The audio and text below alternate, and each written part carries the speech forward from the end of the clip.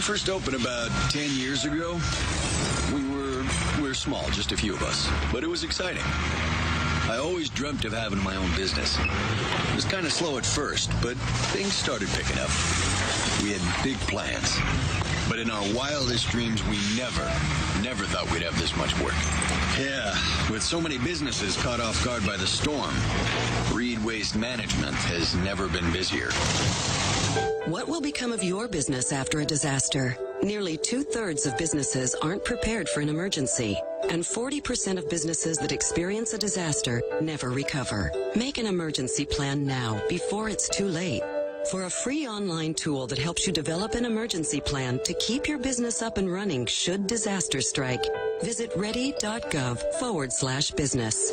Brought to you by the Federal Emergency Management Agency, the American Red Cross, and the Ad Council.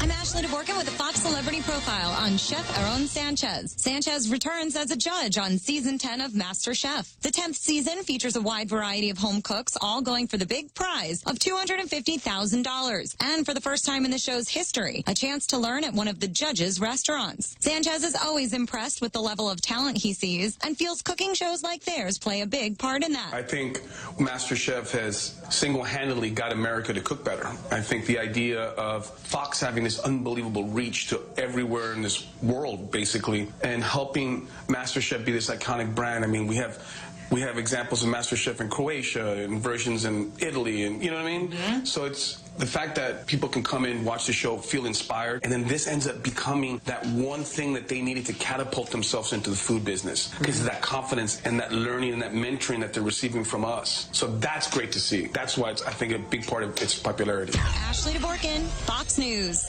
Hi, I'm Kelly Clarkson, and I've toured the country dozens of times, and there's one thing every state has in common: childhood hunger. The sad truth is that 17 million kids don't know where their next meal is coming from, or if it's even coming at all. Yet there are billions of pounds of surplus food around the country at farms and warehouses that could help end this injustice.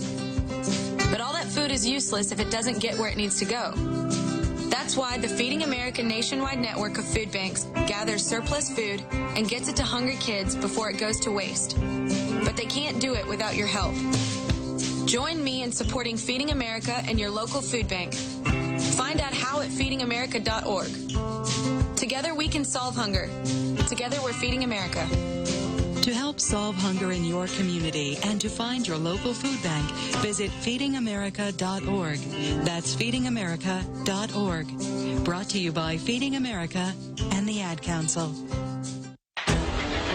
This is Fox on Justice, and we're looking at important Supreme Court decisions. In 2008, the court looked at these words: a well-regulated militia being necessary to the security of a free state, the right of the people to keep and bear arms shall not be infringed. That, of course, is the Second Amendment. A Washington, D.C. special police officer, Dick Anthony Heller, sued because D.C. law banned him from keeping a gun in his home unless it was taken apart or had a trigger lock. Not much use if an intruder burst in. In District of Columbia v. Heller, Justice Antonin Scalia wrote, when the Constitution was written, militia didn't refer to an organized military group, but to people who might be called to serve in a militia. And so, Scalia wrote, the Second Amendment guarantees a right to have a gun for self-protection, especially in the home. In dissent, Justice John Paul Stevens said, legislatures do have a right to regulate guns. The case did not settle the issue. The gun debate rages on. With Fox on Justice, Hank Weinblum, Fox News. Tucker Carlson on Fox News Channel. This is a democracy, and I sincerely think that we are the guardians of that. We'll tell you what is going on, and you can decide what you think of it. But you have a right to know. In fact, you have a duty to know. There's a lot going on underneath the surface. How will historians assess this moment? I really care about what happens to the country. This is it. This is all I'm ever going to do. It's all I've ever done. It's all I've ever wanted to do, and I'm grateful for it. On Fox News Channel, real news, real honest opinion.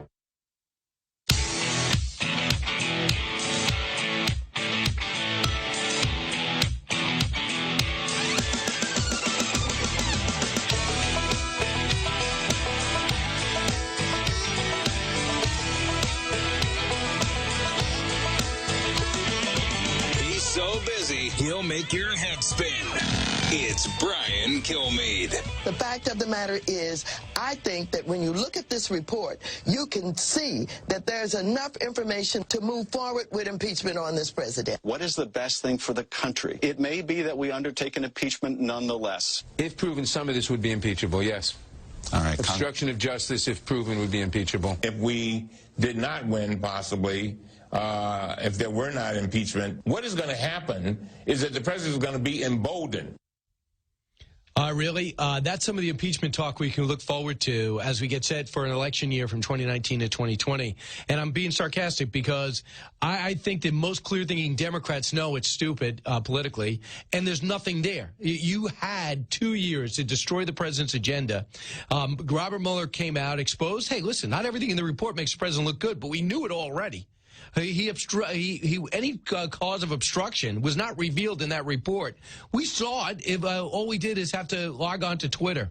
With me right now in studio is Congressman Doug Collins, ranking member of the House Judiciary Committee out of Georgia, but most importantly, he's in New York City. Yes. Hey, good to see you, Congressman. Brian, glad to be here. So I've told you I'm optimistic that something's going to get done with the USMCA. I'm optimistic that something's going to get done, if possible, on guns when it comes to maybe death penalty for these mass shooters. Lindsey Graham has brought up in red flag laws where you fund the individual states to try to stop the next Adam Lanza, to stop the next shooter, Nicholas Cruz over in Florida, to see what something get done. Because I already see you guys working Porch Party lines.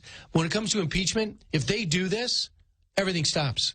It does. And I think that's what they don't calculate. It may sound good at your local Democratic Party meeting. It may sound good. And look, we've experienced the same thing on the Republican side. Parties at times and folk, elected officials, you got to get in. You get into your what I call echo chambers. You go to the people who will agree with you, and especially in our elected bases. And sometimes you have to look outside and say, okay, how does this look here? This may look good right now, but it's not looking good long term. So when they look at it from the perspective, this is where at one point, and you'll probably never hear me say this again, so it'll be out there, is this is the one time that Speaker Pelosi looks like the one that is being the right thinker in this part. She understands the concept. She willingly let go of majority back in 2010 with Obamacare because she felt like that changing inherently the healthcare system was what they had always promised, and they would do. She willingly let the majority go for that. She's not willingly going to let a majority go or be put in jeopardy for a folly that many on her left want to do. Listen, at this point in her life and her career, she got back to, surprisingly, after losing the speakership, almost everybody leaves. Mm-hmm. She stuck around. Yeah. Right? And now she gets the speakership back. And by the way, that thing would not have been passed. Obamacare would not have been passed without Nancy Pelosi. Mm-hmm. They'd given up. She's like, I could do it. This is how I can do it. Mr. President, go do it. And he did it. And they really paid the price for the next 6 years, and certainly in the midterm elections. Now, if you ask the people, the American people, according to polls, who has the better ideas when it comes to health care, it turns out Democrats have more backing after initially plummeting by 34%. Than Republicans. Yep. So she doesn't want to lose the upper hand here. When it comes to drug prices, getting drug prices down, there's a report in Axios, you disabuse me of this, that the president and Nancy Pelosi are actually together on letting the federal government bid for drugs. Yep. And try to negotiate with these big drug companies. And big drug companies don't want to hear anything about it. What do you want the president to do? I think the president is on the right track here. This is the part that amazes me about the Democrats, especially when they took over.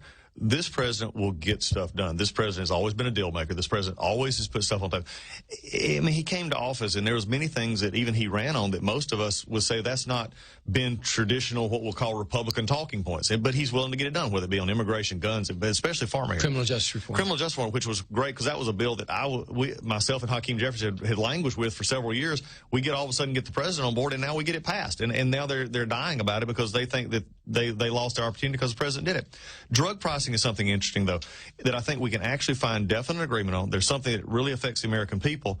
The other thing is, though, is there's another issue that I've been working on for almost 6 years that we could save 10 to 15% off, and the president understands this. It's the pharmacy benefit managers, the PBMs. That's the middle layer that none of us see. If we have insurance, they're the ones that determine where you go get your drugs, what pharmacy you go to. They determine the formularies for what the pharmacies carry. They determine the pricing. They determine reimbursements. They get the rebates back and forth. It's a racket.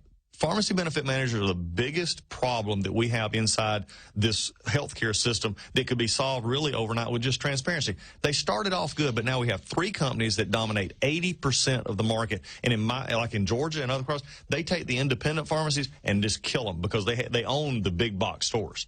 So these are things that definitely could work on, and the president's right to find those kind of ideas. But evidently, this is the story that read that Big Pharma is a big contributor to a lot of more Republicans than Democrats, and they're going to put pressure not to do this. Yeah, I think that's going to be a hard because their lobby is very strong. Is that correct? Yeah, they're going to definitely look out for their best interests. I think this is one, though, that they actually see in the long term a problem. What you have to balance, though, is remembering pricing here, research and development, everything that goes on as well. There's a balance that needs to be struck. I think we can find a good solution. I think the president's willing to work on that. He's shown that through the Health and Human Services arena and also with the speaker. And as long as that balance is good, I think you'll see something actually happen. I want to talk about the USMCA. Yes. So the USMCA is the new NAFTA, and both the president of Canada and Mexico have lobbied Nancy Pelosi. Hey, pass this thing. Mm-hmm. So, number one, are you for it? Yes, I'll pass it. I'll vote for it tomorrow. Okay. If we can get on, we got to get her, put it on. Pelosi has not said no. No. And the thing is, politically, I always say, what's her agenda? Well, politically, if she wants to win some of those previously blue states, they would benefit from this. Mm-hmm. So Midwestern America. So if you're going to be the one that holds up the USMCA, especially dairy farmers, mm-hmm. you're going to be solely responsible because you know where the president stands. Yep. The president told us on this show last week that he said, let's make a win for both of us. Don't worry about my win. Let's make it a win for both of us. I think America wants to see something done. Would that now disabuse me of my optimism? You're going to have to wait a little bit on your optimism. I think that's the problem we're seeing. Everything has become a political football. It's become, and look, the biggest issue you have right now is the fact that Canada, Prime Minister up there, Trudeau, needs this desperately. And he's in a battle for his, political life up there. And he had put everything he had on getting this thing done. I think that he made that point to the speaker when he was down here. So, and he's a liberal. They're one in a kind. You can help. Look, she could bring it to the floor, help her own base, and help the prime minister up there. But the voices of her left are coming back to say, well, we want to be a part of it, just so that, so they can't give the president. There's just some in their party that cannot bring themselves to say that I have a victory for this president. They just can't do it, even at their own detriment. But do you think any different from you not wanting to give President Obama a victory? Well, I think, there's different issues, and I think there is some, issues like that. But the question is even under President Obama with trade and some other, and we gave the trade authority, we gave, he was able to work through those. There's just a more visceral nature right now of the hatred for the president. I think there's no doubt about that. The other big stories, so you had drug prices, USMCA. The other big story would be guns. Mm-hmm. So you're very, very pro-gun state. Yeah. Do you think there's anything legislatively that could be done to lessen the chances of a mass shooter being successful tomorrow? Well, let's take 2 steps to that. Yes, and also remember what we've done. And I think that's something that's forgotten here. After Parkland and others, last Congress, everybody says we've never done anything on this. Florida did a lot. Yeah, Florida did. But the Congress actually did the Fix NICS, which actually tightened up, which actually made real differences in some things that were getting through the... What is that? The Fix NICS bill was in the last Congress. It actually made sure that, like the Air Force shooter out in Texas, others, that make sure that it were captured in the NICS system so that when people go to the background checks, they're actually caught. So the Air Force never put the negative information in his background. And so we've expanded that out. We also put in this safe school monies and issues that would help schools prepare for this. Those are not talked about. Bump stocks, the president did away with those. Again, the issue here, and if you look at the cross section of gun violence, most are committed in our cities with handguns and others. We always get these with the what they claim as an assault rifle, an AR-15 and others as being the problem here. The problem we're going to have this week is we have a bill called Mass Violence Protection Act, which basically develops a fusion center, similar to what we've done with terrorism, child abduction, and others in the federal system, where it would take folks when they call in, or they could say, hey, we've got an issue here, I'll take the Parkland incident, where there was many people, FBI admitted they had missed it because they were talking in different departments, but nobody followed. So what we have is a fusion center that could actually give people more of a security that we could actually find these. A couple of things. Congressman Collins, I know pro-gun. I'm not, I would say I'm more pro-gun, but I've never owned a gun, right? Shot a couple of times. Just in New York is not big for most of us. Long Island, there's a lot of hunters, but New York City, you walk in with a gun, you're in a lot of trouble. Yep. You walk to an airport with a gun, you go to jail. A little bit different in Florida and other places, maybe in Georgia. So a couple of things. If I'm a problem at 17 and I have a kill list on the bathroom wall, my background gets expunged when I turn 18. The president is open to carrying that over. Now, I guess slippery slope is an argument there. You know, you do have that privacy. We know there'll be pushback. Number 2, death penalty for mass shooters. Expedite, okay. Number 3 would be background. If I fail a background check when I go to buy a gun, should the FBI be alerted?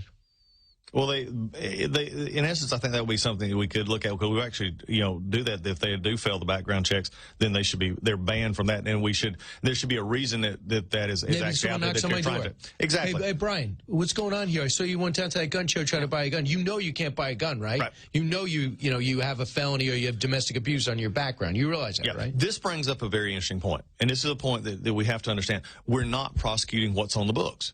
Brian, we can put more and more laws on the books as many times as we want to, but if they're not prosecuted, if the U.S. attorneys are not doing it, there was less than, I think, and give me, that might be off, I know, less than 50 gun prosecutions in Chicago, in a city that is just paralyzed with gun violence, handgun violence, but less than 50. And the one thing that we hear the most from there is, quote, straw purchases and all illegal purchases that are being brought in, but yet we don't see anything. One of the things our bill will do is actually increase our U.S. attorneys' capabilities and funding and investigators to actually take these guns and go after these gun crimes so that we can cut that down. Congressman Sanford, who lost his seat, was once governor, left in disgrace, decided over the weekend he's going to run against the president. Yet the president has 85% support among Republicans. You know Congressman Sanford. He's a friend of yours. Yes. What's he thinking? That's a good question. I think he likes to have discussions. I think this is a cerebral exercise for him. But the reality is, this next election, especially with the president and dealing with what we're dealing with, that's going to be coming out from the left, whether it be Warren, Biden, Sanders, Harris, and others, we've got to actually make sure that we're focused on defining to the American people that what the president's doing is stronger economy, stronger position nationwide, and making sure that we can then defeat the left that is done nothing but to take him out. So I wish that, frankly, everybody, we're the Republican Party, we're letting anybody, do what you want to do. But I think from a focus perspective, I would rather us, have our internal discussions, make a better pitch, and not have this as a distraction. When we come back, I want to talk to Congressman Collins of Georgia about the president's decision to first have and then cancel the Taliban talks at Camp David, as well as get his perspective, the getting back the House with all these rash of Republican retirements. Does that shelve your hope for 2020? We'll find out the answers to both those things when we come back on the Brian Kilmeade Show. Don't move. Newsmakers and newsbreakers. Hear it first, only on the Brian Kilmeade Show. Report it.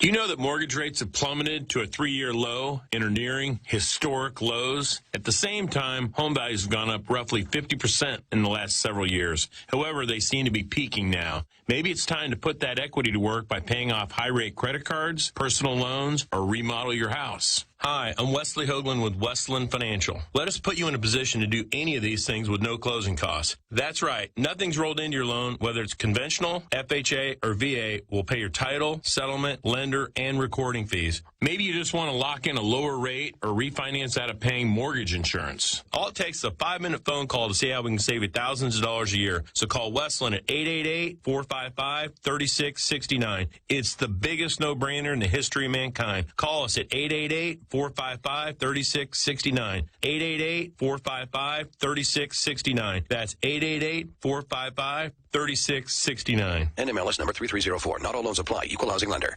Attention military service members. If you or a loved one used dual-sided combat arms earplugs during active duty between 2003 and 2015 and then suffered tinnitus, ringing in ears, or hearing loss, you may be entitled to financial compensation. Contact Thomas J. Henry today for a free and confidential consultation. Dial pound 250 and say product failure. That's pound 250 product failure. Call Thomas J. Henry now and get the money you deserve. Principal office in San Antonio, Texas. You'll have the option to receive a one-time auto-dial text message. When my cardiologist told me I needed to take a statin drug to lower my cholesterol, he also told me that it can lower my natural levels of CoQ10.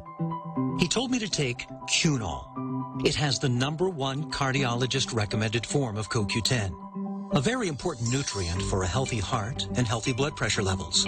Cunol, with 3 times better absorption, has the #1 cardiologist-recommended form of CoQ10. Take Cunol, the better CoQ10. Fox Nation is the place for exclusive content you can't get anywhere else. New opinion shows from Laura Ingraham, Tucker Carlson, and Tommy Lahren you can only get by signing up for Fox Nation. Plus, the real stories behind the headlines. Documentaries on Chappaquiddick, Jimmy Hoffa, and more that you'll only find on Fox Nation. More of the opinion done right you crave? It's on Fox Nation. Documentaries and specials you can't get anywhere else? They're on Fox Nation. So go to foxnation.com today and sign up now for Fox Nation. Opinion done right now. This is House Call for Health. Worried that deodorant isn't enough to keep you from smelling foul? A new clothing company developed a new bodysuit it says will stop you from stinking. It's called the Skin 2, and the fabric has been inserted with probiotic bacteria that the company says reduces body odor. It's not the sweat on your body that causes body odor, it's the bacteria. So we've incorporated healthy bacteria into the textiles to enable a healthy microbiome which will help to reduce your body odor. Clothing designer Rosie Broadhead teamed up with a Belgian microbiologist to develop it. The suit's fabric has bacteria strategically placed in parts where you are most likely to sweat. Once activated by that moisture, that good bacteria colonizes on the skin. The bodysuit is also more eco-friendly. Tests reveal it doesn't have to be washed as often as other more stinky clothing. For more health news, go to foxnewshealth.com. House Call for Health, I'm Joy Piazza, Fox News. Chris Wallace on Fox News Channel. The animating question for me is always, what's going to happen next? If people sense that you're not pushing an agenda, you're not pulling your punches, they're going to rely on you. It's a commitment to the truth. One of the advantages, I think, of having been in this business so long, you're able to detect what is real, what is important, and what's just political noise. Chris Wallace on Fox News Channel. Real news, real honest opinion.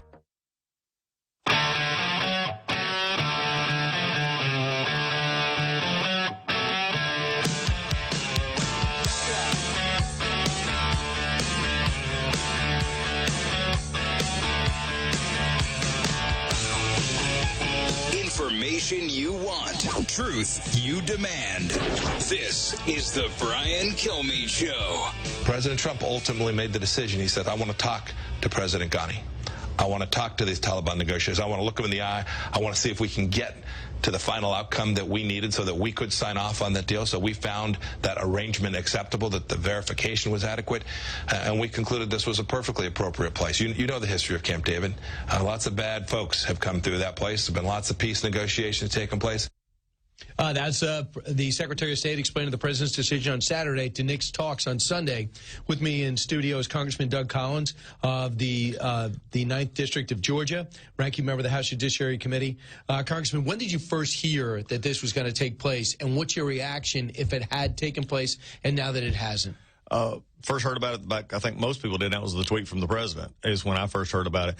I appreciate what the secretary is saying there. I agree that we need to talk to people. I agree that that you never negotiate really with good people here. You always have, especially in the long term, you're dealing with bad folks. I just think the Taliban, I have a real issue with this one. I mean, as someone who served in Iraq, who is knowing that the Taliban has not changed its stripes. Al-Qaeda has not changed its stripes. These are people who still boil children halfway. I mean, these are people who take heads off for a religious vendetta.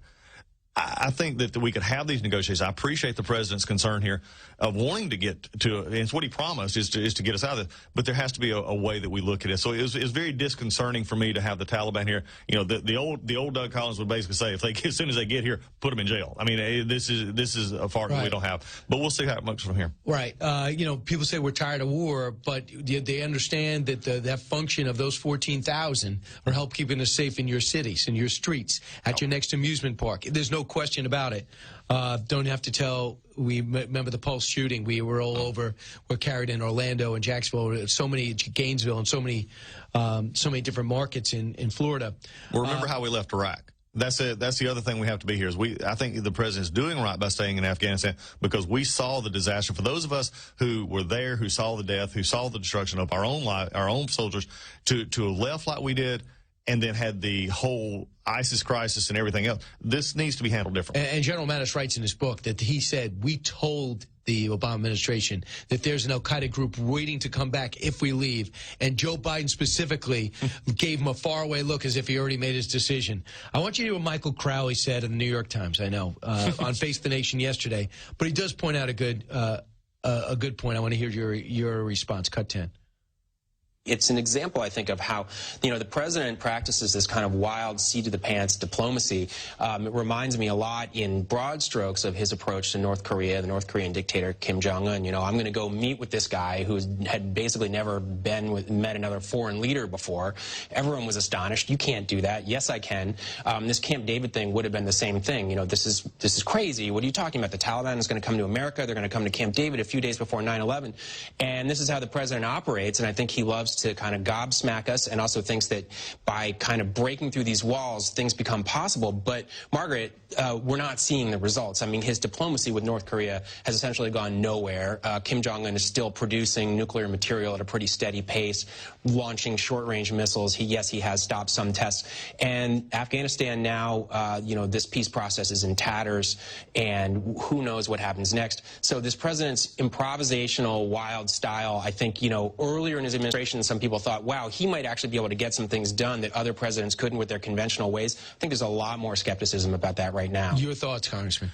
Look, I think that's a much of a conventional take as you get. I mean, if you want to take the old conventional thought, we got the pullout of Iraq and we got the ISIS, you know, coming in. I mean, look, the president in Afghanistan, you know, to say that it's in shambles, I mean, when did it ever become not? I mean, you have a government that inherently over the past, you know, hundreds of years has never been a stable force in that region.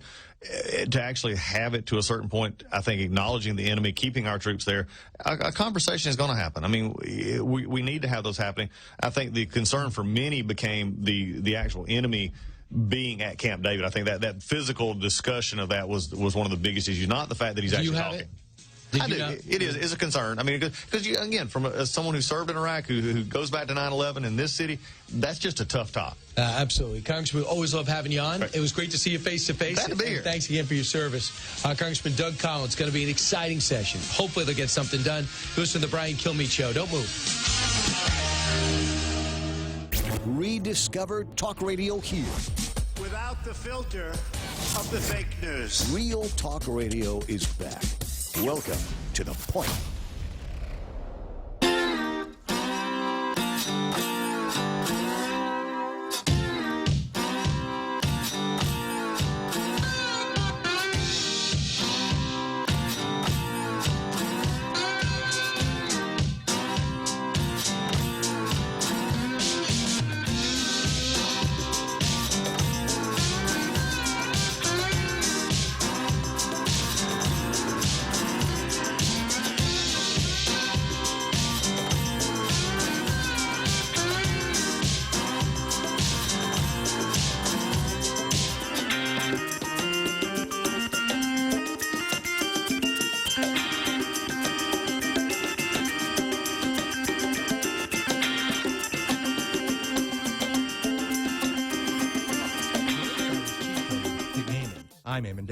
It has no name, looks weird, and is highly interactive.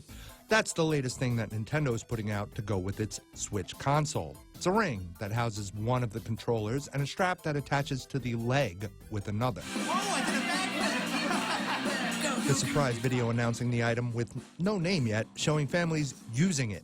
as a possible exercise-related peripheral, similar to the very popular Wii Fit from the last console cycle. Hideo Kojima's next game, Death Stranding, is going to add an extra feature to the gameplay, a quote, very easy mode. An odd choice, but Kojima-san's personal assistant announced that the mode will be for people who don't play games and instead for movie fans, who can have very minimal input into the game and basically just watch it. The game is highly anticipated because of Kojima, who had created the iconic Metal Gear series when he worked for Konami. That's Fox Bits for Fox News. The Point is KUSG, Hagåtña, Guam. 93.3 FM and 104.3 HD3. Getting out the vote. I'm Lisa Lacera, Fox News. President Trump in North Carolina in support of a congressional candidate in a special election and rallying his supporters for re-election. Fox's Steve Rappaport has more live. Lisa, President Trump told supporters in Fayetteville a win for Republican Dan Bishop is a win for the nation. Tomorrow is your chance to send a clear message to the America-hating left. When the president wasn't bashing Democrats, he touted economic accomplishments on his watch. America is winning again, and America is respected again. They respect America. The president also telling North Carolinians the country has their backs as they rebuild from Hurricane Dorian. We will never, ever leave your side. Bad weather prevented the president from surveying the damage. Lisa? Steve, Congress is back in session, and Democrats are again putting pressure on Republicans to pass stricter gun laws. Democrats say they will be unrelenting in their advocacy of H.R. 8, House-approved legislation expanding background check requirements to private gun sales that has stalled in the Senate. We are not going to stop until we deliver the safety that this country deserves. Texas Democrat Veronica Escobar represents El Paso, where a gunman last month killed 22 people at a Walmart. Senate Majority Leader Mitch McConnell, in opening remarks, laid out an agenda that includes a must-pass spending bill and confirming nominees, but made no mention of potential gun legislation. Fox's Jared Halpern on Capitol Hill. A federal appeals court has affirmed the right of a startup company to collect information from people's public profiles on the networking site LinkedIn. The Ninth Circuit Court of Appeals upheld a previous ruling, siding with HiQ Labs, a San Francisco company that analyzes workforce data scraped from profiles. LinkedIn, which is owned by Microsoft, says it's disappointed in the decision and is looking at options to appeal. America is listening to Fox News. Fox Nation is the place for exclusive content you can't get anywhere else. New opinion shows from Laura Ingraham, Tucker Carlson, and Tommy Lahren you can only get by signing up for Fox Nation. Plus, the real stories behind the headlines. Documentaries on Chappaquiddick, Jimmy Hoffa, and more that you'll only find on Fox Nation. More of the opinion done right you crave? It's on Fox Nation. Documentaries and specials you can't get anywhere else? They're on Fox Nation. So go to foxnation.com today and sign up now for Fox Nation. Opinion done right now. Chris Wallace on Fox News Channel. The animating question for me is always, what's going to happen next? If people sense that you're not pushing an agenda, you're not pulling your punches, they're going to rely on you. It's a commitment to the truth. One of the advantages, I think, of having been in this business so long, you're able to detect what is real, what is important, and what's just political noise. Chris Wallace on Fox News Channel. Real news, real honest opinion. A massive grocery store strike in Southern California may have just been averted. Nearly 50,000 workers at more than 500 grocery stores owned by Kroger and Albertsons were threatening to strike, mostly over wages and health care benefits. But Todd Walters, president of United Food and Commercial Workers Local 135, says they now have a tentative deal. He says it's a good one, and he's hopeful employees vote for it, that employers gave in a bit more. You know what? It's the community. You look at what happened with the teacher strike. You look at what happened with the Stop and Shop strike on the East Coast. The community is sick and tired. We're losing our middle class. We're bleeding middle class every day. Voting ends Wednesday. They say they'll reveal the terms of the deal Thursday. Jessica Rosenthal, Fox News. Actress Felicity Huffman goes before a judge in Boston this week to be sentenced for her role in a college admissions bribery scheme. Court papers reveal that Huffman's ongoing expressions of shame and regret, and here in a letter to the court, Huffman writes, "In my desperation to be a good mother, I talked myself into believing that all I was doing was giving my daughter daughter a fair shot. I see the irony in that statement now because what I have done is the opposite of fair. Prosecutors paint a very different picture, noting that Huffman is a, quote, sophisticated business person. In documents, they argue Huffman's decision to cheat was deliberate and knowing. That, quote, her efforts weren't driven by need or desperation, but by a sense of entitlement, or at least moral cluelessness, facilitated by wealth and insularity. Fox's Molly Line in Boston. Huffman paid a so-called consultant to boost her daughter's SAT score. The sheriff's office in Orange County, Florida, says a woman has been banned from Disney World for life after she hit a taxi driver and kicked a deputy at the resort. Ellen McMillan of Brandon, Florida, reportedly began hitting the driver after she asked him for a cigarette and he told her he didn't have one. And when the deputy tried to intervene, police say she began attacking him. I'm Lisa Lacera, and this is Fox News.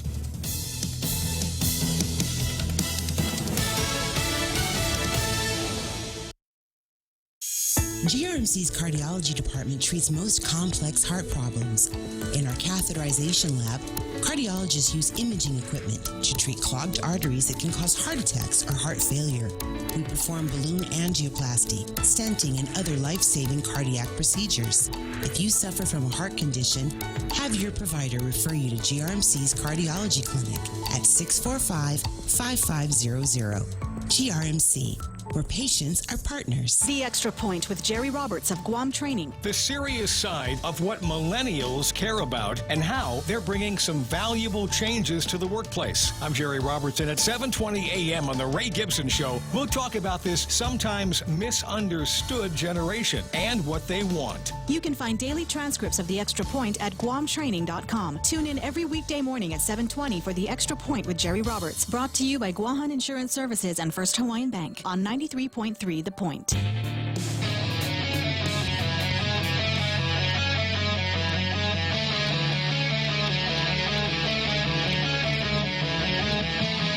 Live from the Fox News radio studios in New York City, fresh off the set of Fox and Friends, it's America's receptive voice, Brian Kilmeade.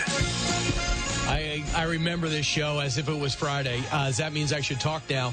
Michael Goodwin's coming up this hour. One of the finest columnists in America. He's coming up next. And Matt Schlapp, fresh off a trip to Hong Kong, where he wanted to see up close and personal the freedom fighters and the sacrifice that they were making over there for a chance to push back against Chinese oppression, and they're doing it. Also a report in the Wall Street Journal today, fascinating, that China, of course, lies about all their numbers. Every repressive society does that. You really believe we're getting correct facts and figures from Russia? Well, China in particular, their growth and their unemployment, hey, they're not doing bad, don't worry about it. Well, Wall Street Journal writes today that indications that we use indicate that they are hurting much more than they're coming off in terms of manufacturing, in terms of unemployment, in terms of wages. So I'm looking at both those things and finding the pressure that China's under. We're focused so much on ourselves, but this trade problem they're having with us could not come at a worse time for them. So before we get to Michael, let's go to the big three. Now, with the stories you need to know, it's Brian's Big Three. Number 3. It's not that Joe Biden is slipping. It's just that Elizabeth Warren is on the rise. The poll finds she's generating more enthusiasm among Democrats, who now also believe she has a better shot than before at defeating President Trump. That's Ed O'Keefe from the Washington Post talking about 2020. New polls are out, and it's debate week. Combine both those things, and it looks good for the big three: Warren, Sanders, and Biden. There'll be 10 on the stage. We'll see how that all comes up. We also know this. The Democratic National Committee chairman made it clear they have a strategy for Trump, and it's out. I'll reveal it. Number 2. Well, Senator Pat Toomey and I, we've been working hard on our bipartisan bill, the NICS Denial Notification Act. Our bill would make sure that state law enforcement is promptly notified when someone fails a background check. I'm hopeful President Trump will actually lead on this issue next week. Senator Chris Coons, Senator Murphy, Senator Toomey, Senator Manchin, and the President of the United States all want to get something done to maybe stop the next mass shooting. But what would that be? We'll find out. And what else are they looking to do in this semester now that the Congress is back to work? What is on the things to accomplish list? I'll share it, and I'll let you know why I'm somewhat optimistic. Number 1. President Trump ultimately made the decision. He said, I want to talk to President Ghani. I want to talk to these Taliban negotiators. I want to look them in the eye. I want to see if we can get to the final outcome that we needed so that we could sign off on that deal. Really? Mike Pompeo, the reversal. That's what President Trump thankfully did in the 11th hour of peace talks with the Taliban. I'll tell you what. I'll tell you the details in the High Wire Act and how it's its welcome fallout. Joining me now is Michael Goodwin. You don't have to tell him about the war on terror and the danger of Al-Qaeda and ISIS in this country. Also, the negative sides of endless war. Michael, welcome back. Good morning, Brian. Thank you. So, Michael, the president announces that, number one, I'm calling off tomorrow's meeting at Camp David with the Taliban. And I'm thinking to myself, what the heck just happened? We knew these talks were concerning after 9 rounds with the Taliban. We didn't think they'd be bringing that Carnival Act here. What's your reaction to it? Well, my reaction, Brian, is that this does seem like a foolish quest. Not a foolish, that's not the right word. It's just, it will not come to any fruitful ending. And I think it's important that the president and all of his team go into this with their eyes wide open, because the Taliban continue to carry out these murderous, awful, horrific bombing, these suicide bombings on police recruits, etc. And it really, in some ways, to me, reminds me of Vietnam, where we just decided to get out, not because in the end, we really believed the Viet Cong were trustworthy or the North Vietnamese, but we were just sick of the war. And I feel that that is something that's going on here, that we're sick of it. The president especially has been eager to get out all along. And I think it's noteworthy that General Mattis, former head of the Secretary of Defense, is out with a book in which he talks about the impact of President Obama withdrawing too quickly from Iraq and the rise of ISIS. I mean, Mattis lays all of the millions of refugees, the slaughters that went on in Syria and Iraq, at the feet of President Obama and Joe Biden for too quickly withdrawing the troops from Iraq, that this unleashed and enabled ISIS to be created. And so I think that there is a moral to that story, that, you know, you can desire to get out, you can be your promise, you're going to bring the troops home, but there will be implications, there will be consequences, and you should go into this decision fully accepting the possible hell that might result. We're talking to Michael Goodwin. So here's Mike Pompeo explaining the president's tweet. They said they had about an hour's notice. I talked to someone at the State Department Sunday in the afternoon, and they said that, listen, one thing you should keep in mind is we have not stopped killing them.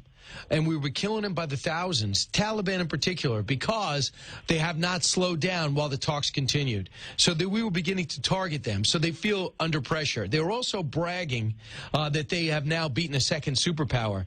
And they took them a whole half day to respond at all after their fight was canceled. Here's Mike Pompeo, cut 2. What they did here was they tried to use terror to improve their negotiating position. And I think anyone who's observed President Trump knows if in the course of a conversation where we're trying to improve both teams' outcomes through a negotiated solution, if the other team commits an act that's inconsistent with that, President Trump's not going to take that deal. He's not going to take a bad deal. We're looking for more than words on paper. We're looking for real delivered commitment.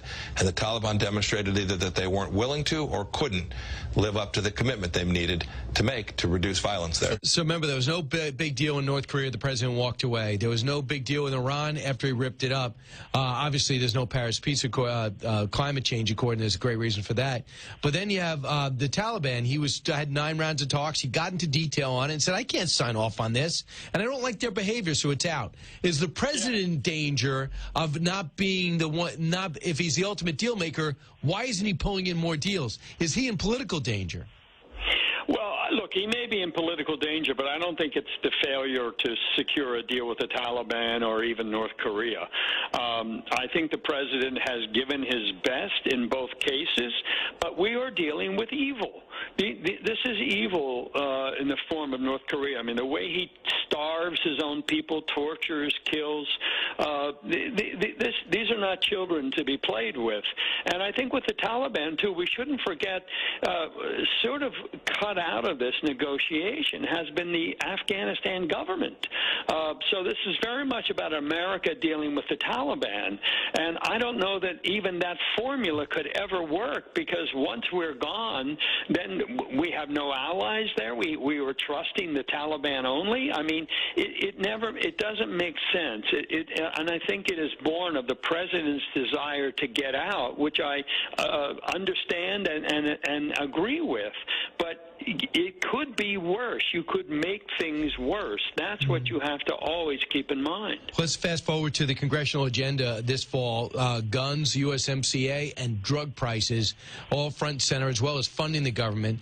But this is what everyone worries about if you're a Republican gun owner. The attitude of a national registry, number one, and number two, they're eventually going to take our guns away.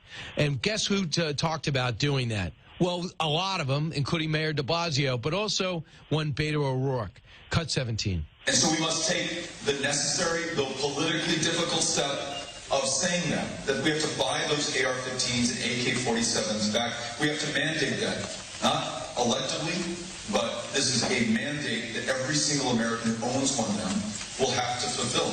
You know those crazy Republicans who think they're coming for your guns? I have news for you. They're coming for your guns. Well, look, I think Beto O'Rourke is a crackpot.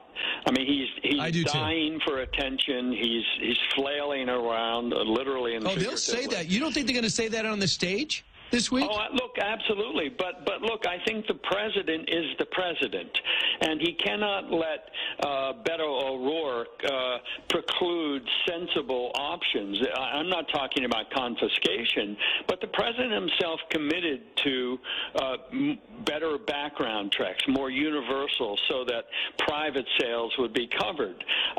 I don't think that's an unreasonable thing. I think it's difficult to implement, and I think there could be a lot of scare tactics.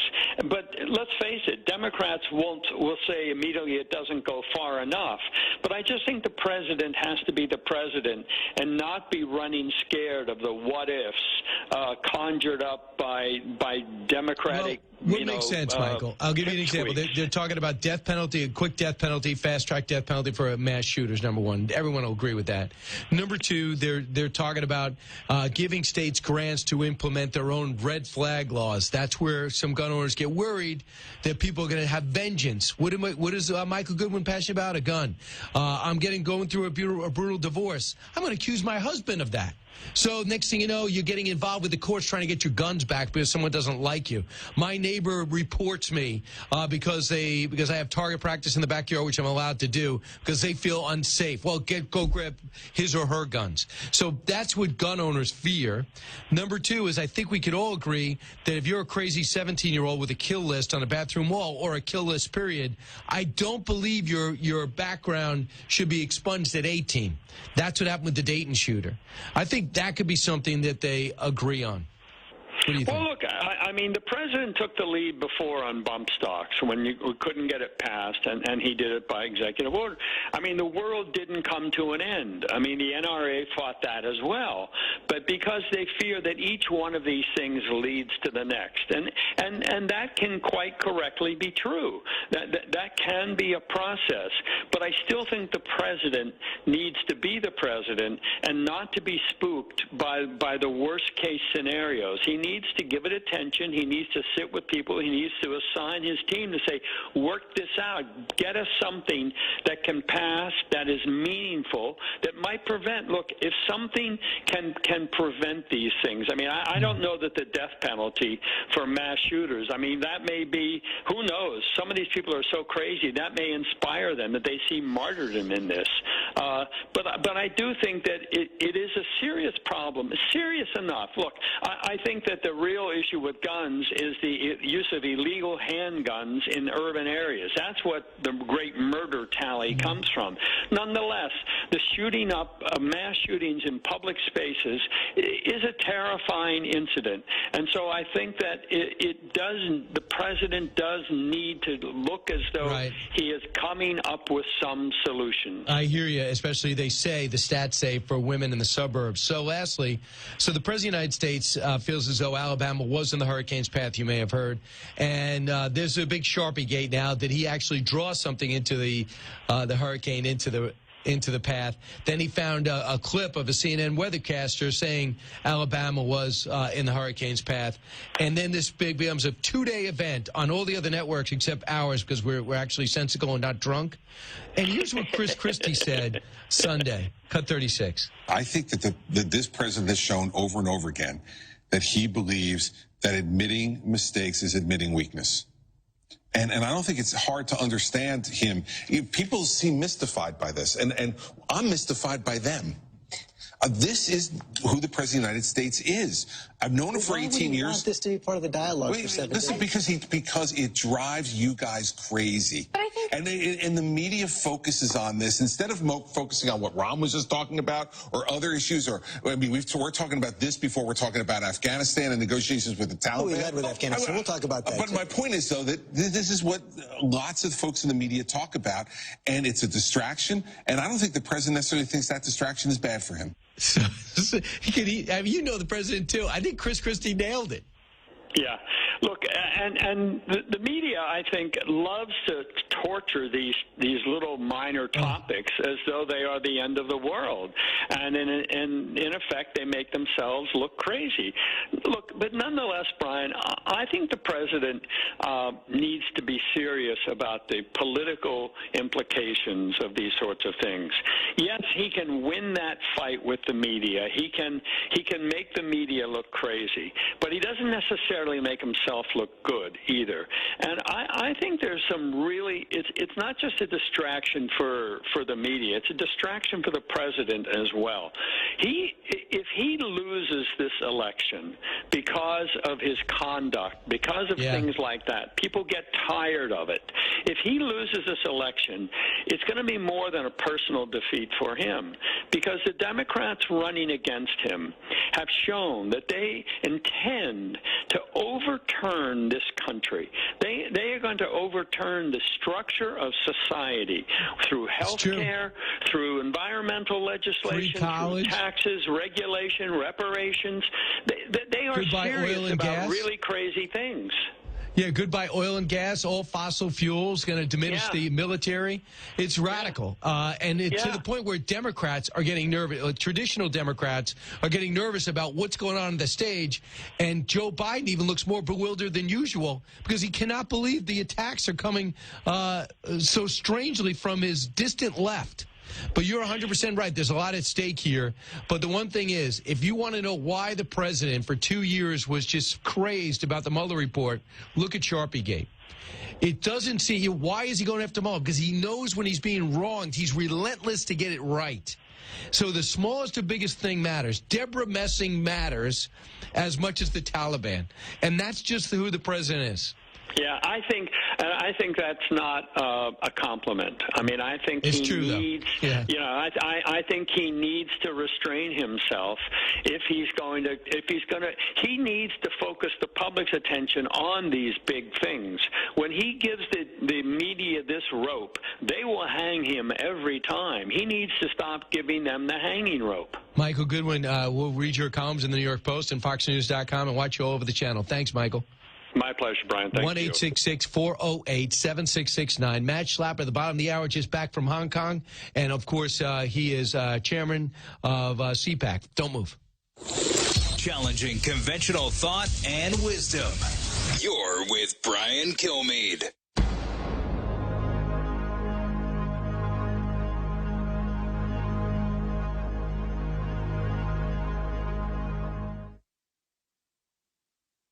The following is not an actor, but a real-life story from Trinity Debt Management. My story begins with debt, a lot of debt, credit card debt, and I heard a commercial for Trinity. I gave them a call. If you're in debt and you need help, call Trinity at 1-800-794-0437. When I first called, I was a little embarrassed and kind of ashamed, and I looked at the numbers, and I saw how quickly that astronomical debt that was in my life would go away.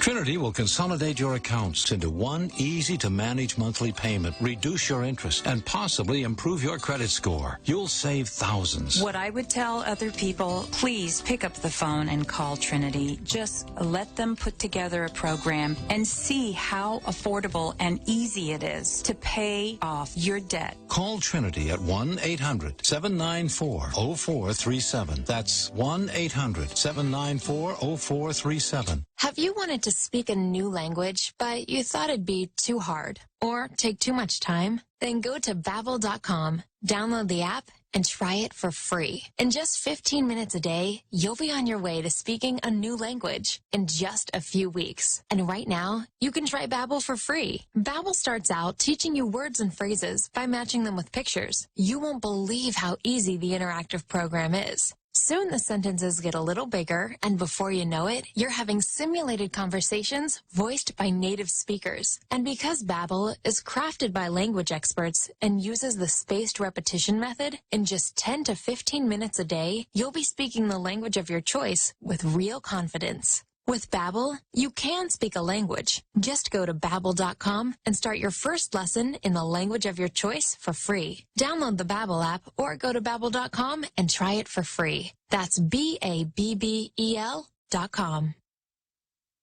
Fox News Radio on demand on the Fox News app. Download the app and just click listen. Plus, when you swipe left, you can listen to your favorite Fox News talk shows live. Swipe right for the latest Fox News Radio newscasts on demand. That's not all. Hear your favorite podcasts from Dana Perino, Bill Hemmer, Martha McCallum, Brett Baer, and many more. Just hit schedule, set your alarm, and click listen.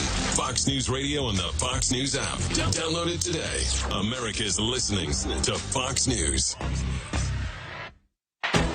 This is Fox on Justice, and we're looking at historic Supreme Court decisions. In 1998, police in Houston responded to a report of a weapons disturbance. They entered the home of John Lawrence and found him and another man engaged in a sex act. That act was illegal in Texas, and the men were arrested. Lawrence fought the charge, arguing the sodomy law in Texas is unconstitutional because it violated his right to privacy. State courts upheld the law, but in 2003, the Supreme Court ruled 6-3 that sodomy laws in Texas and other states should be struck down. Justice Anthony Kennedy writing that private conduct in a private setting is protected and that the state has no legitimate interest in intruding into Lawrence's personal life. Justice Antonin Scalia dissented, accusing the court and law profession of signing on to a homosexual agenda. Justice Clarence Thomas also voted no, saying he could find no general right to privacy in the Constitution. With Fox on Justice, Hank Weinblum, Fox News. Now, from the historical audio archives of Fox News Talk. On January 19th, 1989, President Ronald Reagan bid farewell to Americans in his last address as president. I've spoken of the shining city all my political life, but I don't know if I ever quite communicated what I saw when I said it. But in my mind, it was a tall, proud city built on rocks stronger than oceans, windswept, God-blessed, and teeming with people of all kinds living in harmony and peace. A city with free ports that hummed with commerce and creativity.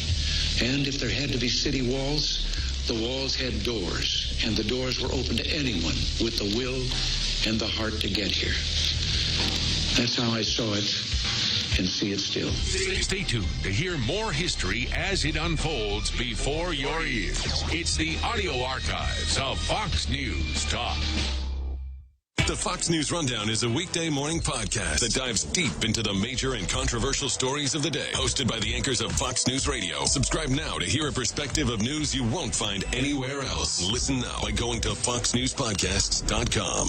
It's the Hammer Time Podcast. Fox News Channel's Bill Hemmer takes you one-on-one with engaging personalities covering the critical issues of the day. Find Hammer Time now by going to foxnewspodcasts.com. America's listening to Fox News.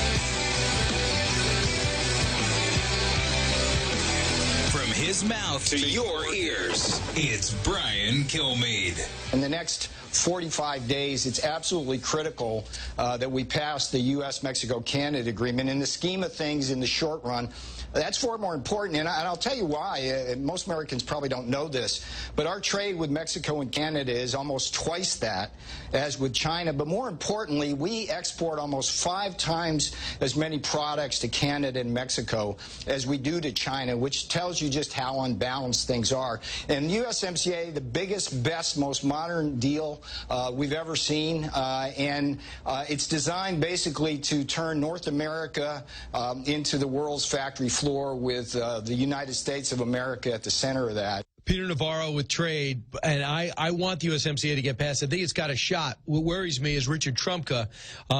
He's head of the biggest union in the country. Listen. Do you support the USMCA? As it stands today, it's unenforceable, and therefore we couldn't support it. If Mexico can't enforce their own agreement, their own laws, then this agreement will never work because their wages will be artificially low, and they will suck jobs and capital out of the United States. Well, that's what's happening now. This is all improvement on that. You know what Richard Trumka is? He's pretending as if he's just for the people.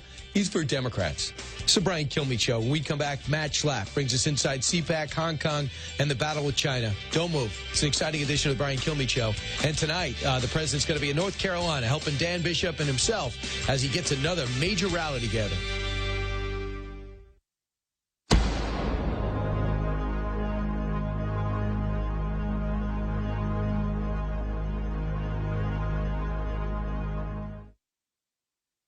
Information you want, truth you demand. It's Brian Kilmeade. I like the real Janice better than the taped Janice that we've been running all morning for free. Oh, really? You were running a taped thing? Eric, give an idea of what Janice sounds like on tape. The storm is now moving 1 mile per hour. Now stop it there. Now you be yourself. The storm is moving now 1 mile per hour. I'm terrible. You're terrible live. Terrible. Brian Kilmeade. Listen live or subscribe to the podcast at briankilmeadshow.com. Confessions of a Potentially Perfect Parent, brought to you by AdoptUsKids.org. I might look like an adult, like a person who could possibly be a parent, but I have no idea how to talk like one.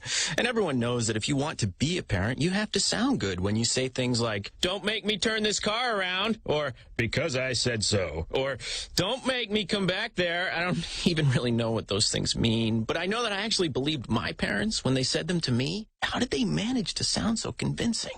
Here we go. "Don't make me come back there." Ugh, no, that's not tough enough at all. Kids can sense weakness. "Don't make me come back there." Ooh, yeah, that's better. In fact, that kind of sounded like my dad. Weird. You don't have to be perfect to be a perfect parent. There are thousands of teens in foster care who would love to listen to you practice your dad voice. Call 1-888-200-4005 or visit AdoptUsKids.org for more information. This message brought to you by the U.S. Department of Health and Human Services, Adopt Us Kids, and the Ad Council.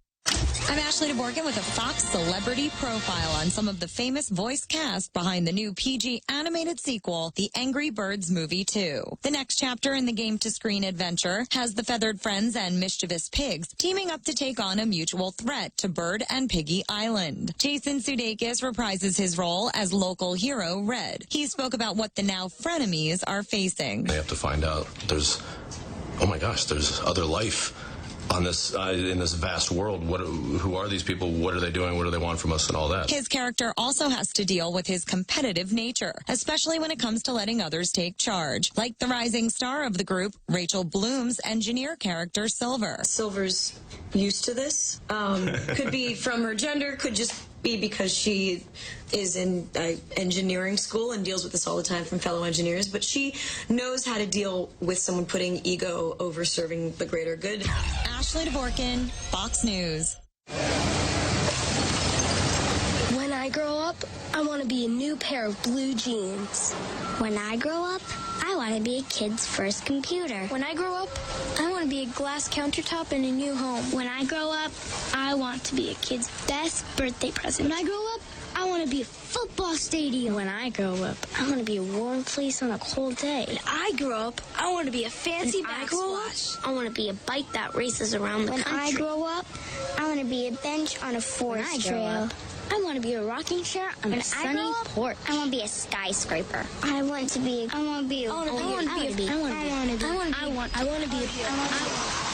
When I grow up, I don't want to be a piece of garbage.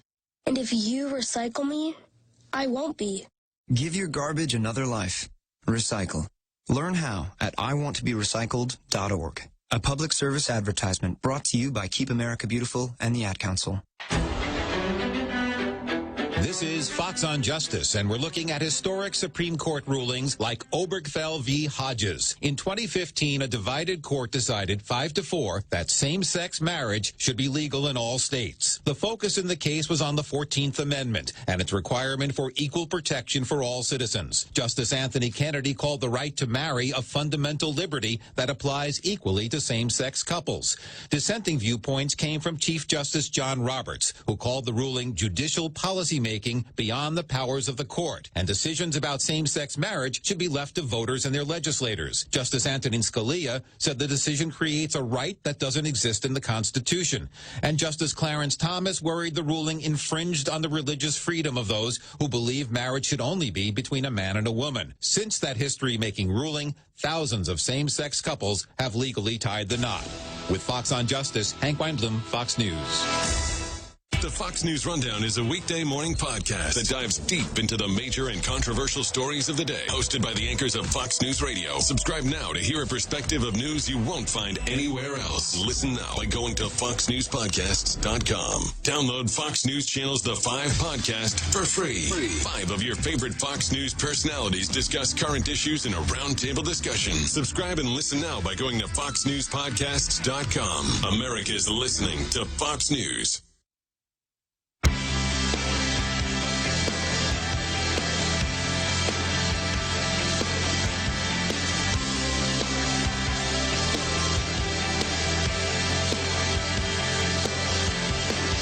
Talk show that's real. This is the Brian Kilmeade Show. We've seen that voters say, most Democrats say, that the debate process, candidates getting in, they think is by and large fair. But here's what's striking, is that there's an increasing number of Democrats who say that they'd like to see the party move in a more progressive direction than they've had before, not necessarily just a return to the policies under former President Obama. And I think that's interesting because watch what voters want. Watch the direction they want the party to go. That could favor candidates like Warren, candidates like Sanders, who are taking more progressive policies relative to the rest of the field. I'm really shocked by that. Was most Democrats going to go more to the left? I think there's so many people who are getting nervous and think that it's almost like a carnival circus. When you're taking on Barack Obama through most of your debates, I think that's a problem if I'm a Democrat, but that's not what the base is saying. Maybe they're seeing something we're not. Matt Schlapp sees it all. He runs things at CPAC, just fresh off a trip to Hong Kong. Fine talk show host. Matt Schlapp, welcome back. Brian Kilmeade, great to be with you. I never was so happy to land in America my whole life. Well, I want to get to your trip to Hong Kong, but I just want to build off a little bit about what that CBS analyst said. The numbers, not an opinion, the numbers are showing them. Could that be why we're hearing about $1,000 a month in baby bonds and the new Green Deal is great? Yeah, it's all about the numbers, Brian. You know, I have no doubt that Bernie Sanders and Elizabeth Warren and others feel this way, and you know, they have socialist policies and very, very left-wing leanings, but by and large, the reason why you see so much similarity between these Democratic candidates, and there's a lot of them, is the fact that those who are participating in the Democratic primary process, including the executives at CNN and MSNBC, are very, very, very tilted to the socialist wing of the party. So if you look at Gallup numbers and Pew numbers, you see that about 50% of Democrats like this title of socialist. But if you look at those who are actually going to go out to the caucuses in Iowa and New Hampshire and these early states, it's very, very skewed to this radical socialist left. And so the candidates have to, they want to win, they have to play up to those voters. And the thing that is hard for the Democrats to kind of understand is that these views are very outside the mainstream of general election voters. Wow, you know what concerns me? Not this election. I'm not saying I know for sure who's going to win, but I know it's going to be close. I mean, if the Senate most likely will hold Republican, the House is going to be tough with all these retirements for Republicans, and the president's got as good a shot as any incumbent, is certainly as good as President Obama to get another 4 years. I worry about the future. Because I'm worried about the next generation who actually thinks the new Green Deal is practical, who can't appreciate what our oil and gas industry has done for our economy, who don't understand the value in every education because they're about to get it for free and over their debt forgiven, who want to blame rather than work. I worry. I mean, where's this all coming from? There used to be a subtle difference. There used to be a difference between Al Gore and George Bush, but not a radical difference. Between John Kerry and George Bush, there was a difference, but not that radical. This would be a radical change. Yeah, I think there's two answers to this. The first one is that when the Democrats got too loony back like in 1984 and 88, they reconstituted the heart and soul of their party, and they created this more moderate DLC wing. And so, if the Democrats do suffer a humiliating loss, and losing to Donald Trump twice would qualify as being humiliating from their point of view, I think they're going to have to really look inside their soul. But the second question here is, you just said, what's going on with these, for instance, these younger voters? I'll tell you what's going on. We have to stop rubber stamping and saying that our education system in America deserves all the resources it's getting, deserves even more resources. If we spend more, we'll outcompete our competitors overseas. Our education system has failed our kids miserably by injecting a bunch of politics on a bunch of issues that don't make them any smarter or wiser, taking time away from the basic curriculum that they should be studying, and the politicization of the teachers' unions and everything else has created two generations of kids now that are very, very down on our 1776 founding. They don't know who our founders are. They're told we're taking statues down of people that created the greatest country in the world, and they're not doing well vis-a-vis our global competitors in kind of like the hard sciences and such. So we're getting a bad product, and we're getting exactly what we're paying for. And Brian, I think we have to stop it. If we don't have reform in our education system, our country is going to continue to lurch to the left. And guess what? They're going after the charter schools and private institutions. So the people who said, hey, I'm going to take my kid out of it, now they're coming after him. No, that's exactly right. But I'll tell you, this infestation of political correctness and socialism and everything else, it's not just in the public schools. It's in these elite private schools, too. I mean, maybe conservatives don't say I want to go be a teacher as much as liberals do, or they don't say I want to be a college professor or a journalist. But there is no question it is having its intended impact. This is not a surprise. They tell us what they believe. They tell us they believe this radical stuff. And they're teaching our kids and grandkids this stuff. And I'll tell you, even with my kids, I'm constantly quizzing them about these things that they get taught in school. And parents need to be doing that. Absolutely. Matt Schlapp, you went to Hong Kong. Why? I went to Hong Kong because we had our third Japan CPAC in Tokyo, and these student democracy leaders in Hong Kong asked CPAC to come over and meet with them while we were so close in that area of the world. And we actually invited one of these student protesters to speak in Tokyo, and the government of Hong Kong arrested him so that Andy Chan is his name, so that he couldn't speak at CPAC. I mean, this is what we're dealing with, Brian. We went to Hong Kong. We went on the streets with these mostly kids as young as 12, kids in their 20s too, who are worried that democracy is on a stopwatch here. It's going to end, and the Beijing government is going to have a brutal crackdown, and they're already seeing it with the brutality from the police force. And it is a desperate situation that Americans need to know and understand and realize. While we're taking down the statues of our founders, these Hong Kong kids, they're quoting them. "Give me liberty or give me death" was one of the things they kept chanting in their English. It's very moving for an American to hear that. So, I mean, you have China there that says, back off America. They're saying, help us, America. Matt, the practicality. We're not going to go bomb China because of the way they're treating Hong Kong, which is rightly their province. So what do we do? Well, I think the first thing we do is President Trump needs to realize that these young people adore him. I tell you, over and over and over again, they said, please go back and tell your president. He's the first president we've had in 3 decades who's actually taking this regime on in Beijing. So that's the first thing the president needs to understand. Him just being tough on questions like intellectual property and the other ways in which China is a renegade state, that alone is helping them tremendously. And they wanted me to deliver that message. There are others that are saying, they're asking that Hong Kong not get a carve-out from some of the sanctions that were put on China after the brutality of the crackdown at Tiananmen Square.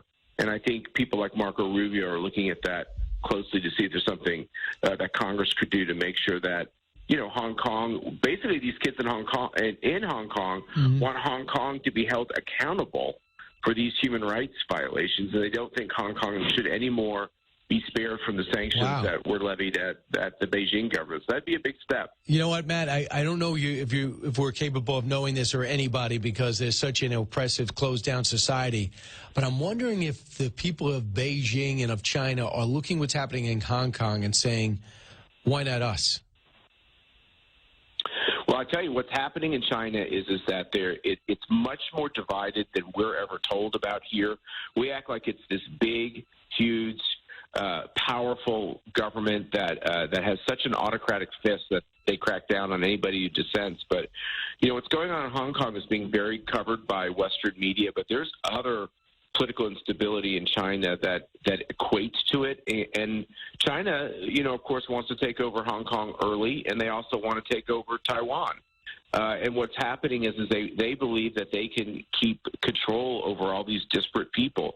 If the president continues to be tough on China, and if China goes into a recession and their economic growth is very anemic right now, it'll start with an economic downturn in Hong Kong. Hong Kong will get a cold. China will get the flu. And if there's economic instability in conjunction with this political instability, it might be one of these moments where a big communist regime, much like the Soviet Union, could actually be brought down, and that would be an amazing thing for the security of the world. Now, Matt, now that you're back, we're just wondering what you think about the president announcing Saturday that a surprise series of talks with the Taliban, the sitting government, and him were about to take place at Camp David, and he called it off. What's your reaction? Well, Mercy and I ran out of the White House on September 11th, and we're actually going to have a CPAC out in Minnesota to do some reminiscing on that amazing day. I like the fact that the president is trying to broker a peace deal. I think that's his job. That's what he ran on. He said he would meet with anybody to kind of pull back America's footprint around the globe. So I like that approach. I hate the idea of these blood-sucking murderers being at Camp David, and so I'm glad that he canceled that. I don't think that these people haven't earned the honor to walk those hallowed paths at Camp David. I know we've had a lot of other characters at Camp David, but I don't want the guys that helped bring down the towers in New York and killed 2,000 Americans and have been responsible for all this terrorism. I just don't think they should be there, and so I'm glad that it's moved away from that venue. I hear you, absolutely, and we'll just see. And lastly, what do you predict is going to happen in this congressional session between USMCA, some type of joint bipartisan gun reform, or an attack on drug prices, which there seems to be some bipartisan support on?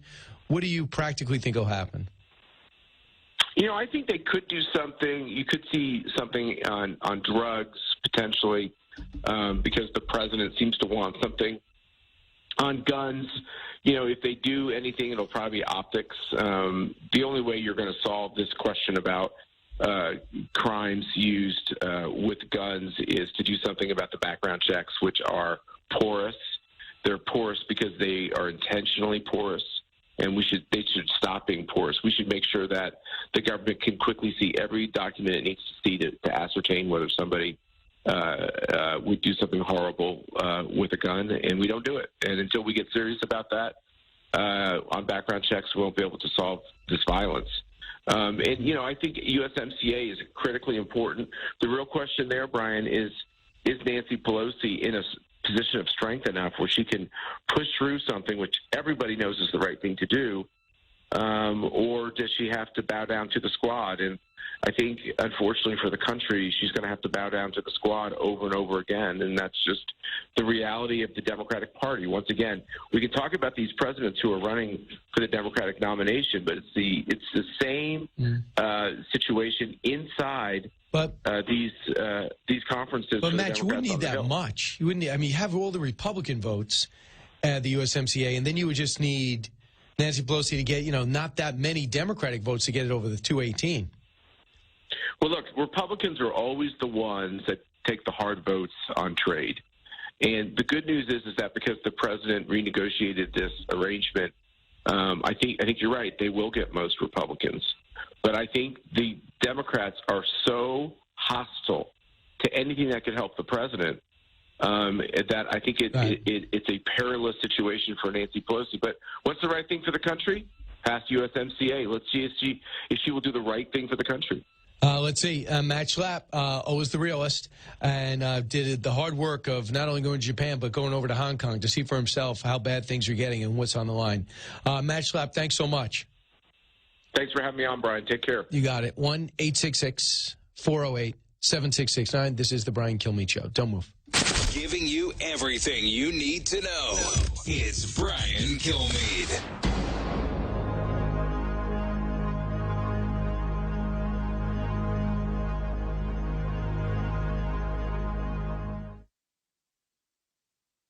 You might wonder, how much do new feet cost? That's because your feet hurt, sometimes all day, every day. But if you try Topperson Foot Pain Relief Cream, you might never need to know how much new feet cost. Using real science, Topperson's mechanism of action is thought to include ion channel effects, cellular signaling, and vascular tone, which can reduce inflammation and relieve neuromuscular pain. And that means your foot pain might just get better or go away completely, as it has for millions of our customers over 25 years. So if you suffer from foot pain of any kind, including neuropathy, patented Topperson Foot Pain Relief Cream might just help you forget about getting new feet. Trusted by doctors and pharmacists, guaranteed Topperson Foot Pain Relief Cream is available at CVS Pharmacy, Walgreens, Rite Aid, at thousands of natural markets and pharmacies, and online at Amazon.com. Trust Topperson, your natural pain relief experts. Finding great candidates to hire can be like, well, trying to find a needle in a haystack, but not with ZipRecruiter. Its powerful technology actively finds and invites qualified candidates to apply to your job. So while other companies might deliver a lot of hay, ZipRecruiter finds you the needle in the haystack. See why 4 out of 5 employers who post a job on ZipRecruiter get a quality candidate within the first day. Try ZipRecruiter for free at ZipRecruiter.com/free. That's ZipRecruiter.com/free. Attention military service members. If you or a loved one used dual-sided combat arms earplugs during active duty between 2003 and 2015 and then suffered tinnitus, ringing in ears, or hearing loss, you may be entitled to financial compensation. Contact Thomas J. Henry today for a free and confidential consultation. Dial pound 250 and say product failure. That's pound 250 product failure. Call Thomas J. Henry now and get the money you deserve. Principal office in San Antonio, Texas. You'll have the option to receive a one-time auto-dial text message. Shepard Smith. There's so many streams of information coming. Some are designed to distract you and to mislead you. When news is breaking, you have to slow down. We have to begin with what's most important. I'm here to find out what happened, to report it without fear or favor, in context and perspective, and to be honest, brutally honest about every bit of it. We work endless hours to make sure that when we deliver it to you as fact, it's a fact. Shepard Smith on Fox News Channel. Real news, real honest opinion. Now, from the historical audio archives of Fox News Talk. After a Soviet arms buildup in Cuba, President John Kennedy addressed the American people with the world on the brink. This sudden, clandestine decision to station strategic weapons for the first time outside of Soviet soil is a deliberately provocative and unjustified change in the status quo, which cannot be accepted by this country if our courage and our commitments are ever to be trusted again by either friend or foe. The 1930s taught us a clear lesson. Aggressive conduct, if allowed to go unchecked and unchallenged, ultimately leads to war. This nation is opposed to war. We are also true to our word.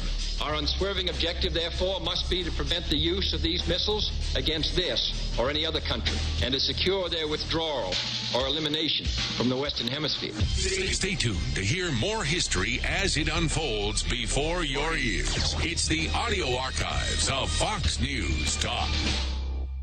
Fox Nation is the place for exclusive content you can't get anywhere else. New opinion shows from Laura Ingraham, Tucker Carlson, and Tommy Lahren you can only get by signing up for Fox Nation. Plus, the real stories behind the headlines. Documentaries on Chappaquiddick, Jimmy Hoffa, and more that you'll only find on Fox Nation. More of the opinion done right you crave? It's on Fox Nation. Documentaries and specials you can't get anywhere else? They're on Fox Nation. So go to foxnation.com today and sign up now for Fox Nation. Opinion done right now.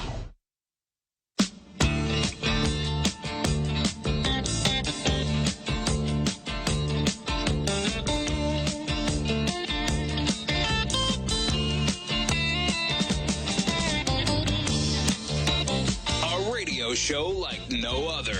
It's Brian Kilmeade. And you knew there was a tape. Everybody did. I didn't. Oh, well, everybody at the network. Yeah, okay. But the public didn't know. Everybody knew about the tape you're saying. And I was comfortable that that it wasn't going to be weaponized. Is that how you feel it was, weaponized? Oh, sure. Yeah. I got taken out, but I wasn't the target. So when it comes out, how did you think it was going to end after the tape is released? Did you think I'll get through this? Well, I was told that you're good. Well, don't worry about it. It's not you. You didn't say anything. Remember, it was leaked on a Friday, and then Sunday morning I walked out that door right over there with my bags to go back to work, and the driver said, "I'm sorry, they canceled the car." I said, "Oh, that must be a mistake." And I called my lawyer and said, "We okay?" And he said, "Nope." Can you imagine that? And little by little, after that tape came out, Billy Bush's life fell apart. I mean, he got divorced soon time after, lost his job at NBC, was able to tried some stops and starts to get going again, had to explain everything. The tape was so controversial, he wasn't happy the way he did it. Remember, it was years prior to even him getting the job at NBC in which this tape was done. It was in 2005, and he said it was actually one of the first interviews he did. It was his first year working for them. Trump was the person on the network at the time, and actually in the next cut, if you want to play at 38, he sort of talks about the pressure of making sure Trump was happy. In 2005, did you feel you had to go along to get along? Why didn't you feel you could challenge him and say, that's not cool? Why didn't you feel that? Well, Trump's the kind of guy who would say, forget Billy Bush. And then I might have gotten, hey, why did you lose Trump? He's the biggest guest we have. I mean, there was always a little bit of, you're a little anxious around him because you just wanted to end well and get out. Yeah. Do you feel you're starting over? Not starting over in the sense I think I picked up some missing elements in the last few years, like a deeper empathy, patience. I think people that I'm working with now would say, boy, he's good to work with, because when things go, I don't freak out if something's not right. I say, don't worry about it. It'll get better. Yeah, I mean, it's hard to imagine. He paid the biggest price out of anybody for 2016, right? No, he really did. And the fact that he's coming back, he'll be on Access starting today again, so it should be interesting to see how his career continues to develop. And then they're airing more of the interview tomorrow, and apparently he talks about how President Bush, 43, gave him a call afterwards and really gave him some great words of advice. So I'm curious to hear what they were. Yeah, I mean, he certainly knows about crisis time, the war and everything like that. And then you think about this, too. 2016 happens. They go out to weaponize Trump, to destroy Trump, and almost did. And they destroyed Billy Bush. But they never, NBC evidently, the powers that be there, whether it was Matt Lauer or somebody, didn't like him at NBC. That was so they wanted him out at NBC, too, so they said, let's just kill them both. Because that was the time he was starting to be on the Today Show much more often. He would have been next. I mean, I'm not saying Carson Daly had anything to do with it, but Carson Daly's waiting in the wings. Who's the other guy that comes on? Willie Geist. Willie Geist. But he has a Sunday show now. He has a Sunday show. So then he comes in, and Billy Bush is this great personality guy who's very smart. We used to, when Fox and Friends first started, we used to call different morning shows on radio around the country, and we used to find out what's going on in Green Bay, find out what's going on in Washington, find out what's going on in Dallas, find out what's going on in Jacksonville. And we used to call their morning. We thought that would be a great way for everyone to know about this new thing called Fox News Channel. And our morning show was unscripted. One of the best was Billy Bush's radio morning show. He was fantastic. Everyone's like, oh, my God, it's just a matter of time before Billy Bush comes here. And next thing you know, he's on his syndicated show, and it never really worked out. But I really hope it works out from now. Anyone who knows him likes him.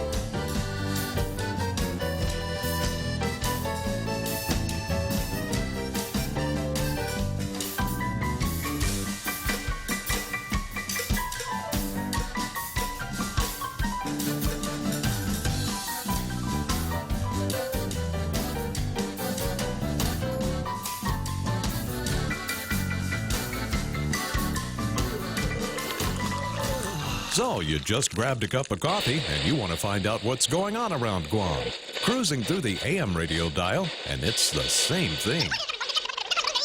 Day after day. It's been that way for years. Try something new. Flip over to the FM side and tune to 93.3 The Point. We've got Kevin Kerrigan with news. We've got Ray Gibson with the hot topics. We've got your calls at 888-8255. And we've got more coffee, too. The Ray Gibson Show, weekday mornings from 6 to 10. Ready for some football? The Ray Gibson Show has got your NFL fix every Friday on Sports with Blake. Get the latest updates as Blake and Mike break down the upcoming action. Get your game on with the boys on the hotline, 888-TALK, or sound off on Facebook Live at thepoint.gu. League members get a chance to win some awesome prizes that get you through the NFL season. The NFL Picks on The Ray Gibson Show is brought to you by Current Guam with special thanks to GTA. The Point is KUSG, Hagåtña, Guam, 93.3 FM and 104.3 HD3.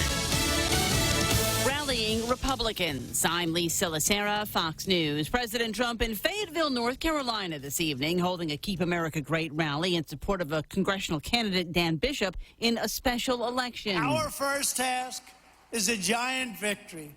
Tomorrow, right here in the great state of North Carolina, with your support, tomorrow we take the first steps to firing Speaker Pelosi and winning back the House in 2020. The president further taking aim at Democrats, calling them the party of high taxes, open borders, and late-term abortion. Lawmakers back in Washington after the Labor Day break and picking up where they left off when it comes to investigating the president. House Democrats are starting the fall session with a new step towards impeachment. The Judiciary Committee has set a Thursday vote to establish rules for hearings on impeachment, a step that would allow committee staff to interview witnesses and collect evidence. Any final impeachment vote would still need approval by the full House. Even then, the Republican-led Senate would be unlikely to remove President Trump from office.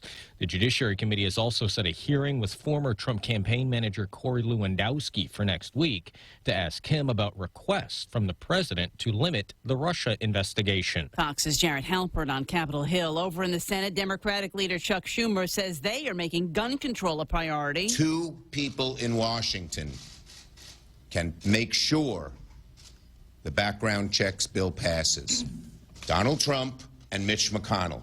It is totally up to them. After the mass shootings in Dayton and El Paso, Democrats again urging Republicans to back the legislation.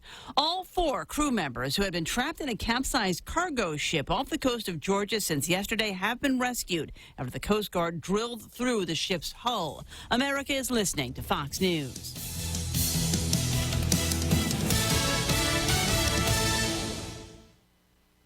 The Fox News Rundown is a weekday morning podcast that dives deep into the major and controversial stories of the day. Hosted by the anchors of Fox News Radio. Subscribe now to hear a perspective of news you won't find anywhere else. Listen now by going to foxnewspodcasts.com.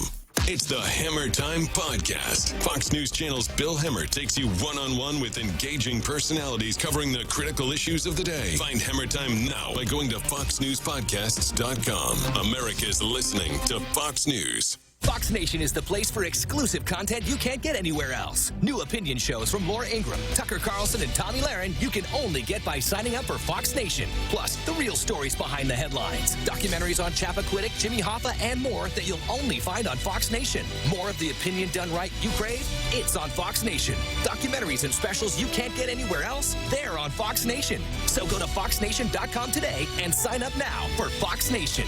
Opinion done right now. Before heading to North Carolina for the rally, the president gave an explanation for why he pulled the plug on peace talks with the Taliban. A day after the president canceled planned peace talks with the Taliban at Camp David, President Trump explaining why any peace talks with the Taliban are unlikely to happen anytime soon. As far as I'm concerned, they're dead. They thought that they had to kill people in order to put themselves in a little better negotiating position. When they did that, they killed 12 people. One happened to be a great American soldier. The president also reiterating that he'd like to see a complete withdrawal of U.S. troops from Afghanistan, but he did not give a timetable as to when that would happen. At the White House, John Decker, Fox News. A federal judge in California has reinstated a nationwide halt on the Trump administration's plan to prevent most migrants from seeking asylum on the U.S.-Mexico border. The judge ruling that an injunction blocking the administration's policy from taking effect should apply nationwide. A Philadelphia Eagles star taking a unique approach to honor the memory of a late rapper. Deshaun Jackson using his footwear to help the family of a fallen rapper. Last time that I checked, it was 5 chains on my neck. It was no smut on my rap last time that I checked. Jackson spotted wearing custom cleats during Sunday's pregame action before taking on the Washington Redskins, sporting Nipsey Hussle's face along with the phrase, "Rest in Paradise" on his cleats. D-Jax posted after the Eagles' 32-27 win. "Every game this year, I'm auctioning my Nipsey Hussle cleats I wear in pregame. Proceeds will go to his kids, Cross and Imani." The Eagles wideout had himself quite a game showing off the new cleats. 8 catches, 154 receiving yards, and 2 touchdowns. Matt Napolitano, Fox News. Sarah Palin and her husband Todd appear to be headed for divorce. The court papers only have initials on them, but those and the date of their marriage match. I'm Lee Silasera, and this is Fox News.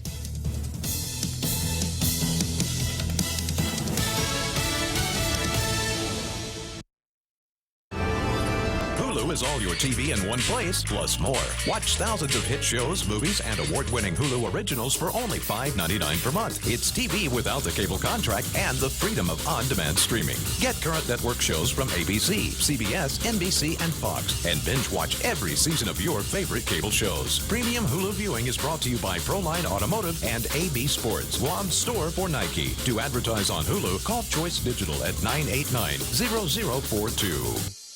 The Point proudly brings you Sean Hannity. One of the most prominent and influential conservative voices in the country, Hannity brings a mix of news, commentary, and guest interviews to expose the truth. Hating President Trump is their drug in the media.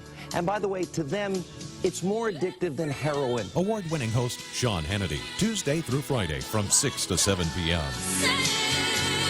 Sean Hannity on Guam's only news talk superstation, 93.3 The Point.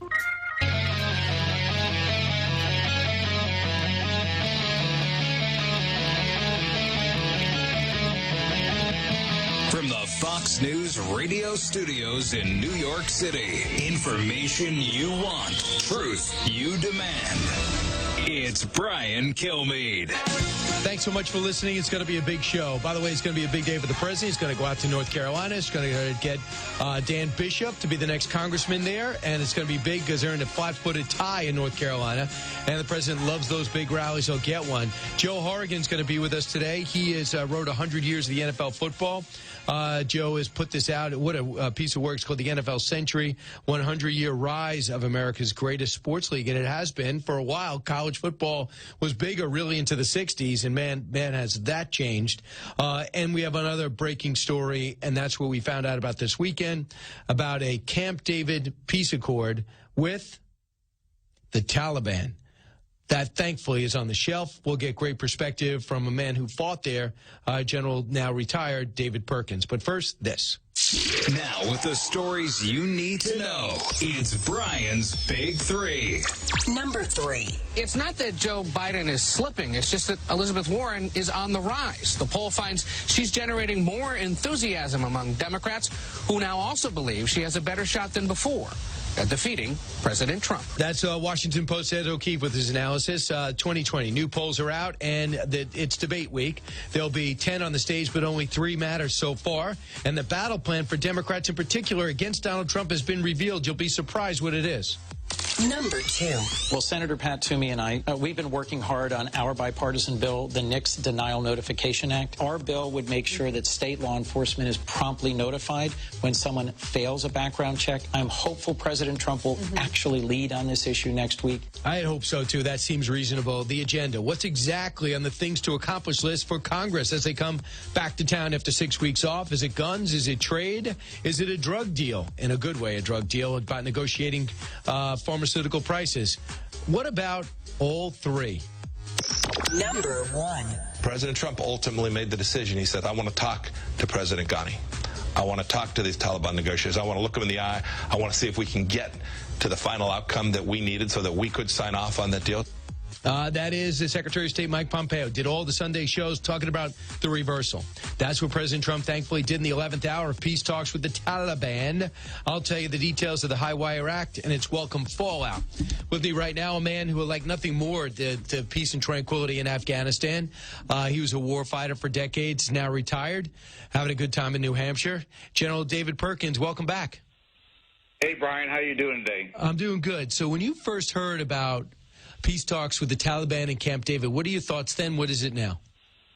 Well, you know, any time you get into any of these negotiations, whether it's, you know, buying a house or dealing with your enemies, you definitely have to negotiate from a position of strength. You can't have them have the upper hand, and definitely after the latest attacks where the Taliban not even was accused but claimed credit and killed one of our courageous servicemen and women, that is not the time to negotiate any lasting peace. They said that we were killing thousands of them, too. In fact, we were actually targeting them when it became clear during the 9 rounds of talks that they weren't backing out. It does not do us any benefit to publicize things like that. That's according to a State Department official that I talked to. What are your thoughts? Yeah, I mean, I have to agree from the point of view when you're getting into these negotiations, especially these sensitive negotiations, doing it in a public forum, public leaks, people letting your strategy become known not only to the public but to the other side is probably one of the worst things to happen. So having people have insight into your long-term strategy and negotiations is not coming from a position of strength. So how many times have you been to Afghanistan? Well, 3 combat tours to Iraq, been to Afghanistan a number of times on trips, deployed many brigades there out of my division, so fairly familiar with the terrain there. What does the end look like in Afghanistan? When you guys would talk about it in the Pentagon, away from politicians, what is the best scenario for America? What we have to make sure is not only Afghanistan but other parts of the world where we become involved is we cannot have what we refer to as ungoverned territory, a territory that is either not governed at all or governed by people who do not have our interests at heart. In fact, that's how you know, soon to celebrate the 9/11 anniversary here, how this whole thing started, because Afghanistan was an ungoverned territory, and that's exactly where terrorists like to go to, where they can sort of have their way, they can establish training camps, et cetera. So we've got to make sure that in the end state, that this is an area that the terrorists do not have free reign, is not ungoverned, is governed in a way that is conducive to our long-term security and, quite honestly, influence. So we're not looking to create the perfect democracy in Afghanistan. We know there's problems with the sitting government, but there's major problems with the Taliban. If they tell you, General Perkins, if you're involved in these negotiations, they tell you, yeah, we're no longer going to support al-Qaeda. What would you say? What would you think? Well, in all of these things, I sort of harken back, you know, to the Reagan years and negotiations in the Soviet Union, the old, you know, trust but verify. we have to be very clear, both with ourselves internally and to the people who are negotiating with what is acceptable, what is not acceptable, and then we have to establish how do we confirm that. And quite honestly, it has to be on a routine basis.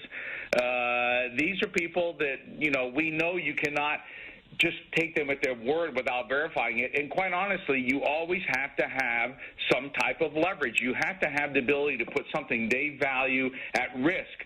So when they do not comply with whatever the end part of the negotiation is, they know that you can force them against their will to come into compliance. Here's what General Mattis said about this as the news broke on, and he's doing his book tour on Face the Nation, Cut 7. The fact is we need to maintain an influence there until the government of Afghanistan, the people of Afghanistan are strong enough to deny Afghanistan as a safe haven. The Taliban control so much territory right now. They do, and wars go like that sometimes, but the point is that you may want a war over, you may even declare a war over, but the enemy gets a vote, a fact brought home to me repeatedly over my 40 years of service. So he understands reality. What do you say to people who say, well, we're war weary? I always point to, look at South Korea, look at Germany, look at Japan. I understand we're not under attack every day, but our presence is necessary for our security. Isn't it the same thing with Afghanistan? Yeah, I mean, and this is the first time I heard Secretary Mattis's comments, and I would agree wholeheartedly with them. And you can see he uses the same term. How do we provide influence? The term war weary, I don't like that term because it's actually it's not very clear. The fact of the matter is there's people all around the world that want to do great harm to the United States, that want to deny us our way of living, and then are against the things that we stand for. And so this is perpetual. We are always going to have to face enemies around the world. It's never going to be perfect, and we've got to make sure that we have leverage in the points of the world where our adversaries clearly want to, take us on, and that's just the fact of life. General Perkins, if to get leverage, do we have to put another 100,000 troops in? Do we have to be more aggressive with the 14 we have now, or by having a presence there, are we achieving our goals? Period. It's really a holistic approach, Brian. We've got to, continue to solidify a relationship with the Afghan government, establish their capability, but we can't rely solely on that. We have to have the capability, if the time comes, to be able to, impose our will on people. There's political aspects, there's economic aspects, there's elements that our allies have to come on board for. We've got to bring together a coalition, so it's not just the U.S. alone against the Taliban or ISIS or whoever it is. So this is a multifaceted, a multi-year, really continual process of maintaining influence, maintaining vigilance, and keeping an eye not only on Afghanistan, that's what we're focusing on today because it's in the news, but it's all around the world. This is a 24/7 kind of endeavor, which is why we have great diplomats in the State Department. It's why we have great soldier, sailor, airman, and Marine and Department of Defense. I mean, that's what it requires to maintain the type of living that our country stands for around the world, where there are many people that would like nothing more than to take our life and liberty away from us. So I don't know the answer to this question. People have indicated one way or another, but how much valuable intelligence have we gotten from Afghanistan over the last 19 years that helped us with the overall war on terror? Well, I mean, I think that it's been a huge amount. I mean, the fact that intelligence led to the killing of Osama bin Laden, the insight we've got into financial networks, the insight we've got into how this has become a global terrorist organization, recruiting and training. And so, none of these things occur in a vacuum. So what happens in Afghanistan, what it's related to Pakistan, how that makes it down into, the northern part of Africa, through the Mideast, it's all linked, and there's a huge, and it really is becoming a battle for intelligence more than anything else. If we were to go down to zero, is there any doubt in your mind we'd be in a situation similar to Iraq, where the minute we pulled out, ISIS came in? You can't. this idea of pulling out just because we're tired is the worst thing we can do, because what you're doing is signaling to your enemies now and in the future is just wait the U.S. out. They'll get tired and leave. And so it's not only bad for the current situation, but it's almost worse as far as setting a extremely poor precedent that the U.S.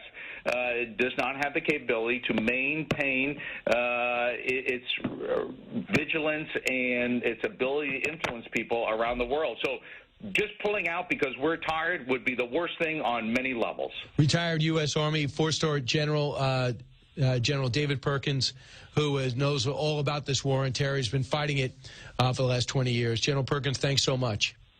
Hey, thanks, Brian. Have a good day. You got it. 1-866-408-7669. You heard about the dramatic events there. Let me tell you, when we come back, we'll talk about the Democratic strategy against Donald Trump. It is not talk about what an awful person he is. They want to talk about what an awful president he is. My sense is at the White House, they're very proud of his record, and they're ready to fight. But you tell me if that's a good move. This is the Brian Kilmeade Show. Diving deep into today's top stories, it's Brian Kilmeade.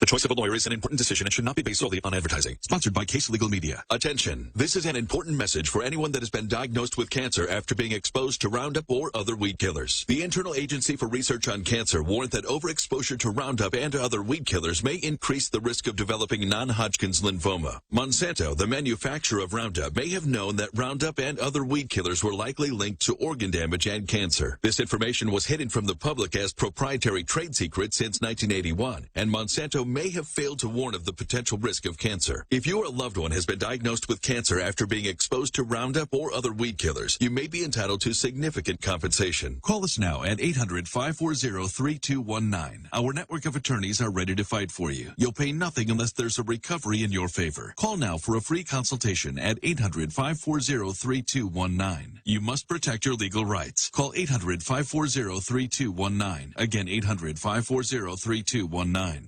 Underage vaping is a serious problem. Last year, Juul Labs took actions to combat it, including stopping the sale of our non-traditional flavored Juul products to retail stores. Now we're going further with a series of new actions, including a retail age verification system stricter than anything in place for alcohol or cigarettes. Combating youth vaping is the right thing to do and necessary for us to achieve our goal of providing an alternative for the world's 1 billion adult smokers. Learn more at Juul.com/YP. Paid for by Juul Labs. Do you want to learn to speak a new language but don't have enough time? Then you need to try Babbel, the language learning app that you can try for free right now at Babbel.com. Babbel's lessons are just 15 minutes or less, and you can go at your own pace. You'll be amazed at how easy Babbel makes it. Start your first lesson in the language of your choice for free. Just download the Babbel app or go to Babbel.com now. That's Babbel.com. Fox News Radio on demand on the Fox News app. Download the app and just click listen. Plus, when you swipe left, you can listen to your favorite Fox News talk shows live. Swipe right for the latest Fox News Radio newscasts on demand. That's not all. Hear your favorite podcasts from Dana Perino, Bill Hemmer, Martha McCallum, Brett Baer, and many more. Just hit schedule, set your alarm, and click listen. Fox News Radio on the Fox News app. Download it today. America's listening to Fox News. Bonus track with Laura Ingle. Taking you deep inside the music. Football fans know the sound of singer Carrie Underwood's call to gather round the TV for Sunday Night Football. The country star's been singing the theme song for NBC since 2013. Beginning this season, Underwood will have a rock and roll edge to her tune with the help of newly enlisted rocker Joan Jett, who will be helping Underwood belt out the song Waiting All Day for Sunday Night, which will be a rewrite of Joan Jett's hit, I Hate Myself for Loving You.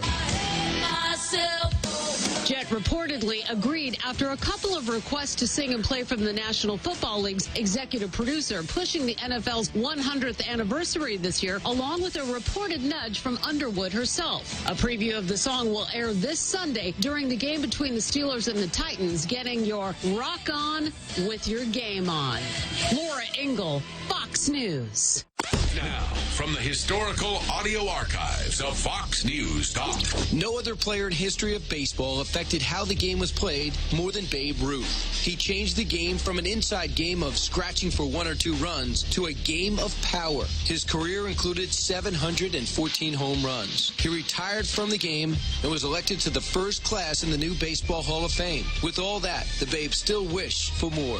I've had 3 ambitions in my life. One was to hit 700 home runs. The other was to play 20 years. And the next one was to be in 10 World Series. I succeeded in one last year, making my 10th World Series. And next year gives me the opportunity to play in 20 years. And if I had 46 home runs, I'll have my 700 home runs, and I'll sure be satisfied with everything. Stay tuned to hear more history as it unfolds before your ears. It's the audio archives of Fox News Talk. Brett Baer. When someone watches the news, they want someone they can trust. Our job is to cut through the talking points. Martha McCallum. We're going to ask the tough questions because there's a lot of conventional wisdom out there that needs to be challenged. Shannon Bream. What I'm doing is making sure that whatever is developed through the day, people are fully informed from coast to coast. We're 24/7 news, but really down to the minute. We're going to be fearless. We're going to be fair. Whether it's 4 a.m. or midnight, we're there. Fox News Channel. Real news, real honest opinion.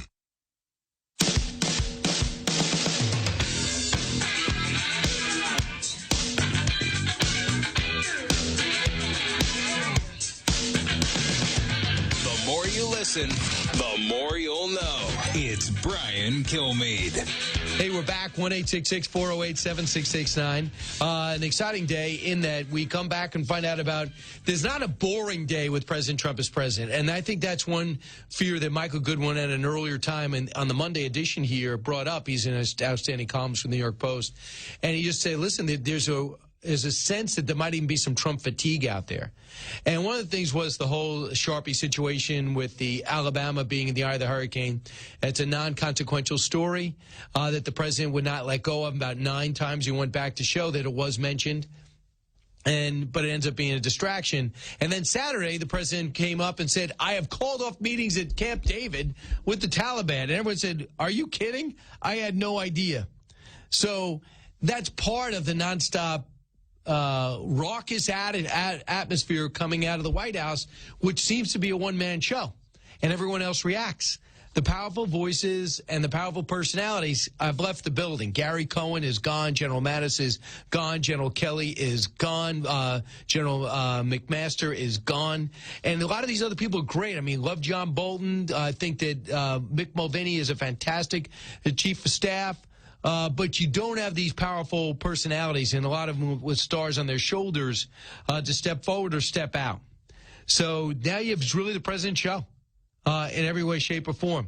And some Republicans have stepped out and said, like Liz Cheney, and said, I'm not comfortable with the Taliban ever coming to Camp David. That's where my dad and the President of the United States, Bush, plotted the retort after the 9/11 attacks, and here we are just a couple of days from marking another year since. Marsha Blackburn was a congresswoman then on the attacks, is now an esteemed senator from Tennessee. She weighed in, cut 11. And I think it's important to realize the American people are war-weary. They want this settled. And President Trump made a commitment to do this. And we have seen 1,000 Taliban killed in the last 10 days. And what the President and Secretary Pompeo have tried to do is to get the Afghans working together. The Afghan government saying, Taliban, you have to separate from Al-Qaeda, and drawing some distinctions. So what I did is I found out there was a tape that went out in late July that talked about the Taliban mindset.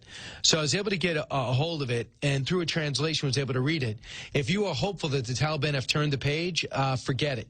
They talk about women not getting any rights. They reject any form of westernization of their culture. 24-hour music, songs, obscene dramas, and movies will not be allowed. That's the no kite, no music, no dancing people. They have not changed one iota. That's why 80% of Afghanistan's Afghanistan people do not like the Taliban. They had the guns, and they were ruthless and brutal in the worst way possible. So they say they were going to, the U.S. was saying, yeah, we're going to, if you want to negotiate yourself with the government, which you don't recognize, you're not only going to do that, you're going to do it with and against women. You're going to be able to sit there and plot and plan and run elections against women. And women will still go to school.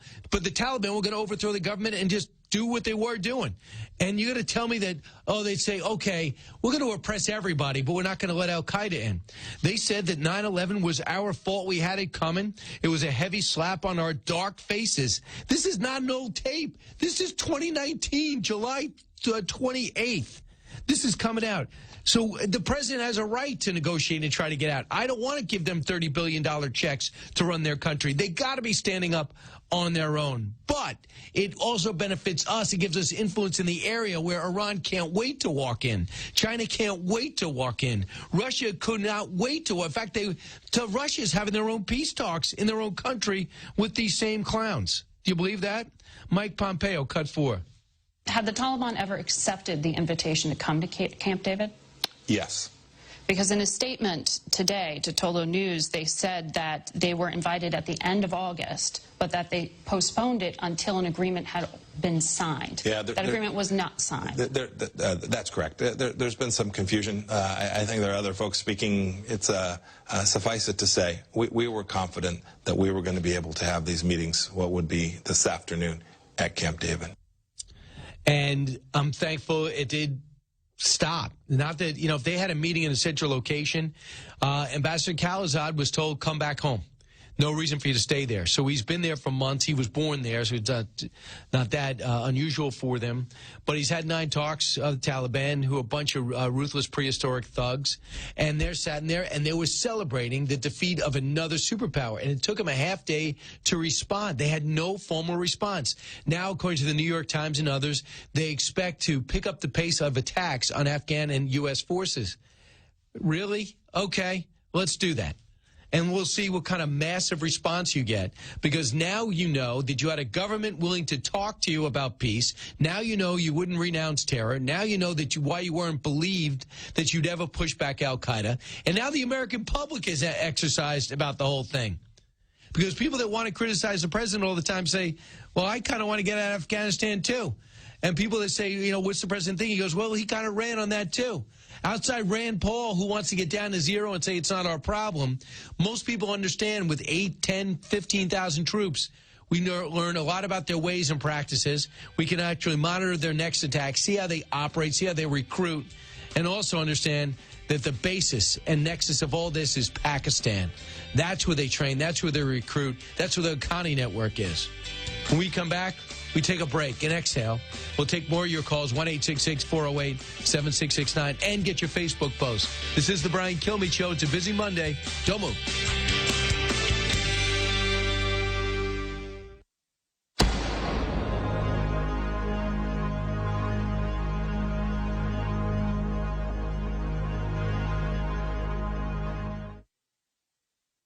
Get informed in the morning with a positive spin. It's Brian Kilmeade. I know you were critical of Fox. You came out and you tweeted Fox News heavily promoting the Democrats through the DNC communications director, spewing out whatever she wanted. Absolutely. People think Fox is, Fox is good. Look, many of them, you guys in the morning are Ainsley and Steve and you. I used to say you were a solid 6, maybe a 7, but you're getting much better. Brian Kilmeade. Listen live or download the podcast at BrianKilmeadeShow.com. As a young teenage boy, I didn't even know what autism was. How do you even spell that? A few years later, I heard that a friend's cousin's son had been diagnosed with autism. I still wasn't sure what that really meant. When I went to college, my roommate's brother had autism. When I moved to the city for work, my best friend called me and told me his son had been diagnosed with autism. We were both in shock. I still remember the day I walked into the house and saw that look on my wife's face. I knew something was wrong. I'll never forget how I felt when she said, "Our son has autism." Autism is getting closer to home. Today, 1 in 68 children is diagnosed with autism. That's about a 30% increase in 2 years. Learn more at autismspeaks.org/signs. Early diagnosis can make a lifetime of difference. Brought to you by Autism Speaks and the Ad Council. I'm Ashley DeBorkin with the Fox Celebrity Profile on Chef Aaron Sanchez. Sanchez returns as a judge on Season 10 of MasterChef. The 10th season features a wide variety of home cooks, all going for the big prize of $250,000. And for the first time in the show's history, a chance to learn at one of the judges' restaurants. Sanchez is always impressed with the level of talent he sees and feels cooking shows like theirs play a big part in that. I think MasterChef has single-handedly got America to cook better. I think the idea of Fox having this unbelievable reach to everywhere in this world, basically, and helping MasterChef be this iconic brand. I mean, we have examples of MasterChef in Croatia and versions in Italy, and you know what I mean? Mm-hmm. So it's the fact that people can come in, watch the show, feel inspired, and then this ends up becoming that one thing that they needed to catapult themselves into the food business because of that confidence and that learning and that mentoring that they're receiving from us. So that's great to see. That's why it's, I think, a big part of its popularity. Ashley DeBorkin, Fox News. Dave, what are you doing? Just sending a gift to Dave 2037. Who? Me in the future. I save a little money from every paycheck as a gift to Dave 2037, so he can spend it on things like anti-gravity boots or a hologram Doberman, something cool like that. I think Dave 2037 deserves it. He worked hard. What are you getting Steve 2037? I guess I was thinking Steve 2037 would just fend for himself. Well, all right, but don't expect to be borrowing my anti-gravity boots. You want to have money in your future? You got to start saving now. Putting some money from every paycheck into a savings account or contributing to your 401k can make a big difference later. Put away a few bucks, feel like $1 million. For free ideas and easy ways to save, go to feedthepig.org. That's feedthepig.org. Hey, let's just hope Steve 2037 doesn't get his hands on a cold time machine, because he is going to come back here and knock some sense into you. This message brought to you by the American Institute of Certified Public Accountants and the Ad Council. The Dean's List with Janice Dean. 16-year-old Angel Moore makes the Dean's List for being the youngest woman to compete the 20 Bridges swim, and doing it all for charity. Angel completed the 28-mile swim around Manhattan Island, finishing in 9 hours. Angel swims for Children International, a nonprofit that helps lift children out of poverty around the world. She has raised more than $55,000 so far, but hopes to raise $1 million for the scholarship fund to support 5,000 teens who want to further their education in high school, college, or technical school. This isn't the first time the teen has broken records. She became one of the youngest girls to climb Mount Kilimanjaro when she was just 10 years old, and last year the marathon swimmer successfully swam across the Catalina Channel. Her next goal... Next year, I would like to swim across English Channel. Angel, you're an angel and a hero. And you made the Dean's List. Janice Dean, Fox News.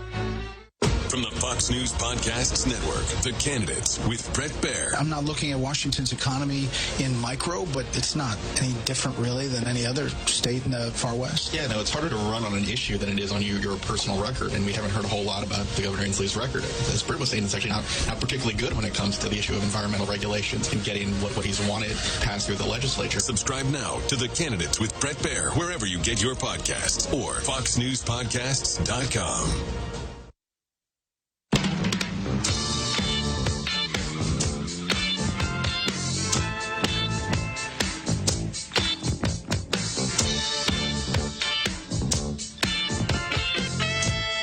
If you're interested in it, Brian's talking about it. You're with Brian Kilmeade.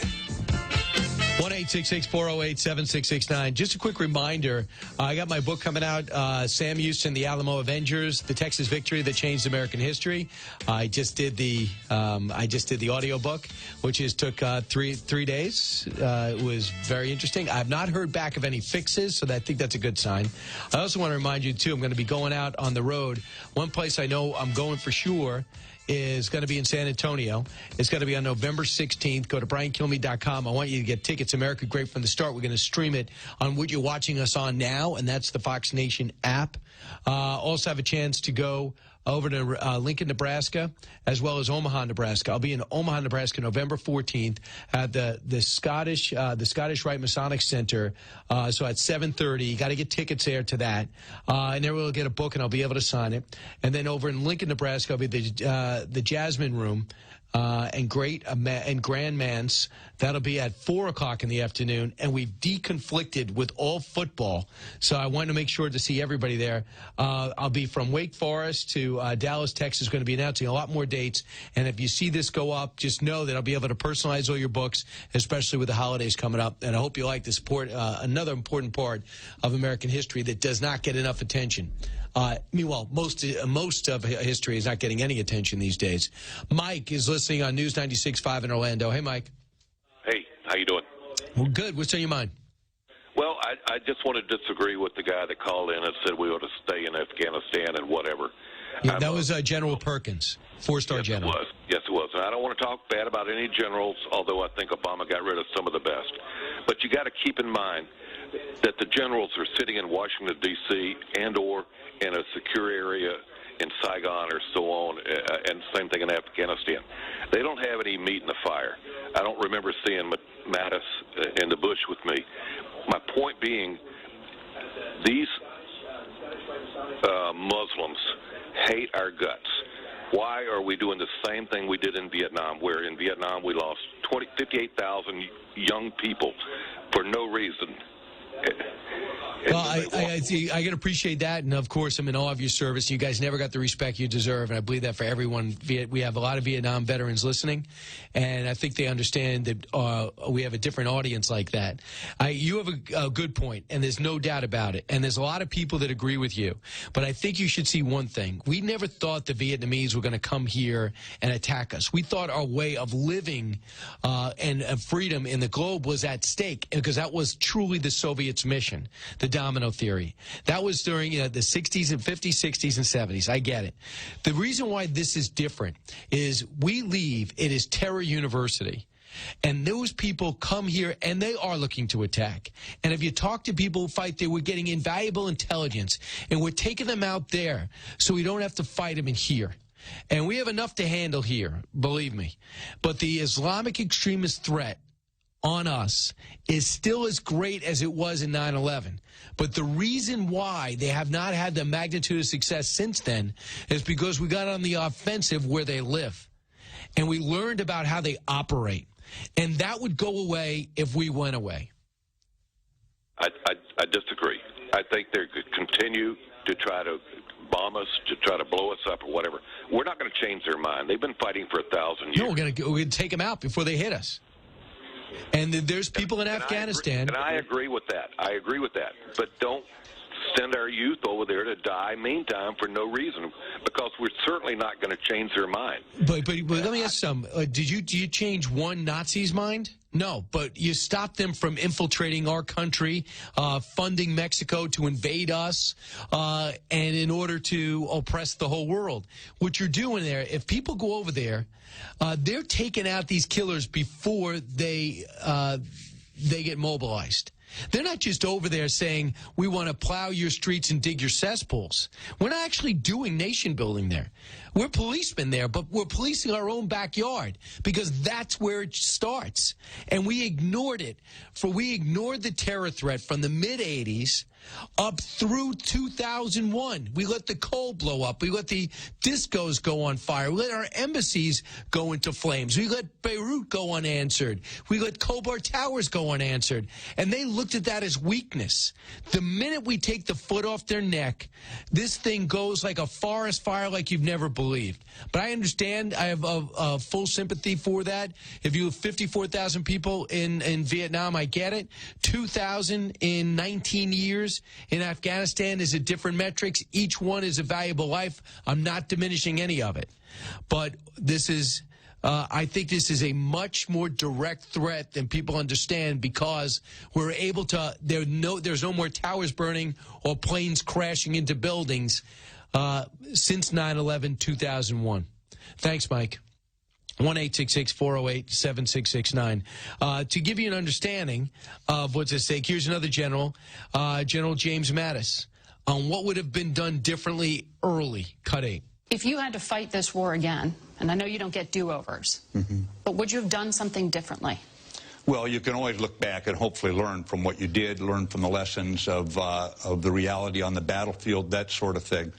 But I think the fundamentals of forcing al-Qaeda and terrorist groups out of those safe havens, ensuring that the Taliban did not give them safe havens, those goals should be foremost. And any other goals we then attach to those should be secondary. Don't let them distract you from that primary goal. Absolutely. And we don't want to be writing blank checks to them to keep their country, keep their roads paved, to keep their, to keep their economy running for the longest time. I would have a sunset on that. I would ask for additional support, fighting and non-fighting support for the Afghan government from the United Nations as well as NATO.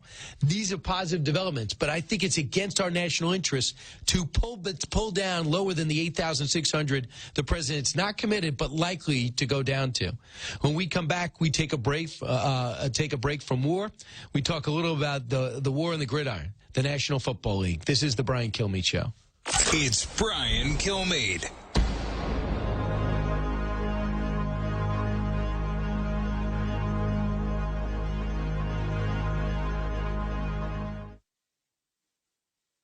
The following is not an actor, but a real-life story from Trinity Debt Management. I had a lot of credit card debt, and I couldn't pay my bills. I was feeling so bad. I got to a point where I needed some help. So I reached out and contacted Trinity. If you're in debt and you need help, call Trinity at 1-800-794-0437 to talk to a certified counselor. They were able to take all of my different payments and put them all together. Trinity will consolidate your accounts into one easy-to-manage monthly payment, put a stop to late fees and over-limit charges, reduce your interest, and possibly improve your credit score. You'll save thousands. And they were actually able to work with my creditors. I've been able to pay off close to $15,000 in the last 18 months. If your debt has you down, call Trinity at 1-800-794-0437. My name is Stephanie, and I'm debt-free for keeps. 1-800-794-0437.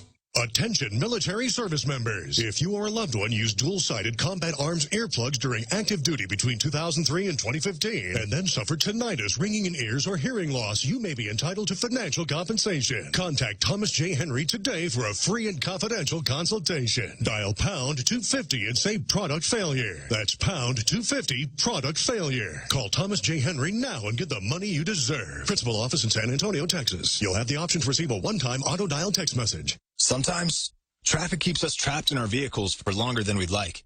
It's hard to be stuck in the car for an hour, much less for weeks at a time. But sadly, many families right here in our community call their cars home. Wouldn't it be nice to help them find an apartment, or a bed, or even a shower? Well, you can by giving to the Salvation Army, where every donation fights for good. Visit GiveWestwood.org now to help fund housing assistance initiatives for our neighbors most in need. Fox Nation is the place for exclusive content you can't get anywhere else. New opinion shows from Laura Ingraham, Tucker Carlson, and Tommy Lahren you can only get by signing up for Fox Nation. Plus, the real stories behind the headlines. Documentaries on Chappaquiddick, Jimmy Hoffa, and more that you'll only find on Fox Nation. More of the opinion done right you crave? It's on Fox Nation. Documentaries and specials you can't get anywhere else? They're on Fox Nation. So go to foxnation.com today and sign up now for Fox Nation. Opinion done right now. This is Fox News Talk. Headline Rewind. 1980s. 5 seconds to the gold medal. 4 to the gold medal. This impossible dream comes true. The jury took less than 2 hours to reach its verdict. Remarkably fast when you consider they had 33 separate murders to consider. I can't say at this moment what other nations will not go to the Summer Olympics in Moscow. Ours will not go. I aim to try and tap that great American spirit that opened up this completely undeveloped continent from coast to coast and made it a great nation. This individual, Mr. Chapman, came up behind him and called to him, Mr. Lennon, and then in a combat stance, he emptied the Charter Arms 38 caliber gun that he had with him and shot John Lennon. News as it happened, news as it happened. This is Fox News Talk. Fox Fox News Radio On Demand on the Fox News app. Download the app and just click listen. Plus, when you swipe left, you can listen to your favorite Fox News talk shows live. Swipe right for the latest Fox News Radio newscasts on demand. That's not all. Hear your favorite podcasts from Dana Perino, Bill Hemmer, Martha McCallum, Brett Baer, and many more. Just hit schedule, set your alarm, and click listen. Fox News Radio on the Fox News app. Download it today. America's listening to Fox News.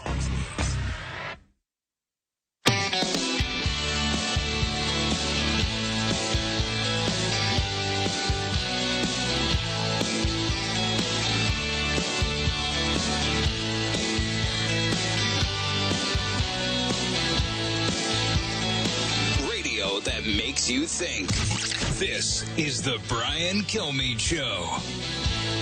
All right, we're back, everybody. Brian Kilmeade. We're waiting on our next guest. We'll have him on, if not today, some other time during the week. Joe Horrigan, retired football, Pro Football Hall of Fame executive director and pro football historian, author of this brand new book, NFL Century, the 100 Years of Rise of America's Greatest Sports League. And we'll get to that shortly. Of course, it's 100 years of football, and yesterday was the first week of football, and the biggest story that will emerge was Antonio Brown. And if you're not a big football fan, just know, best receiver in football that talked his way through his bad attitude and his antics right out of Pittsburgh. He ends up with the Raiders. He goes into a cryo chamber, what people use to recover quickly from injuries, and he didn't put the right socks on. So he actually scorched the bottom of his feet.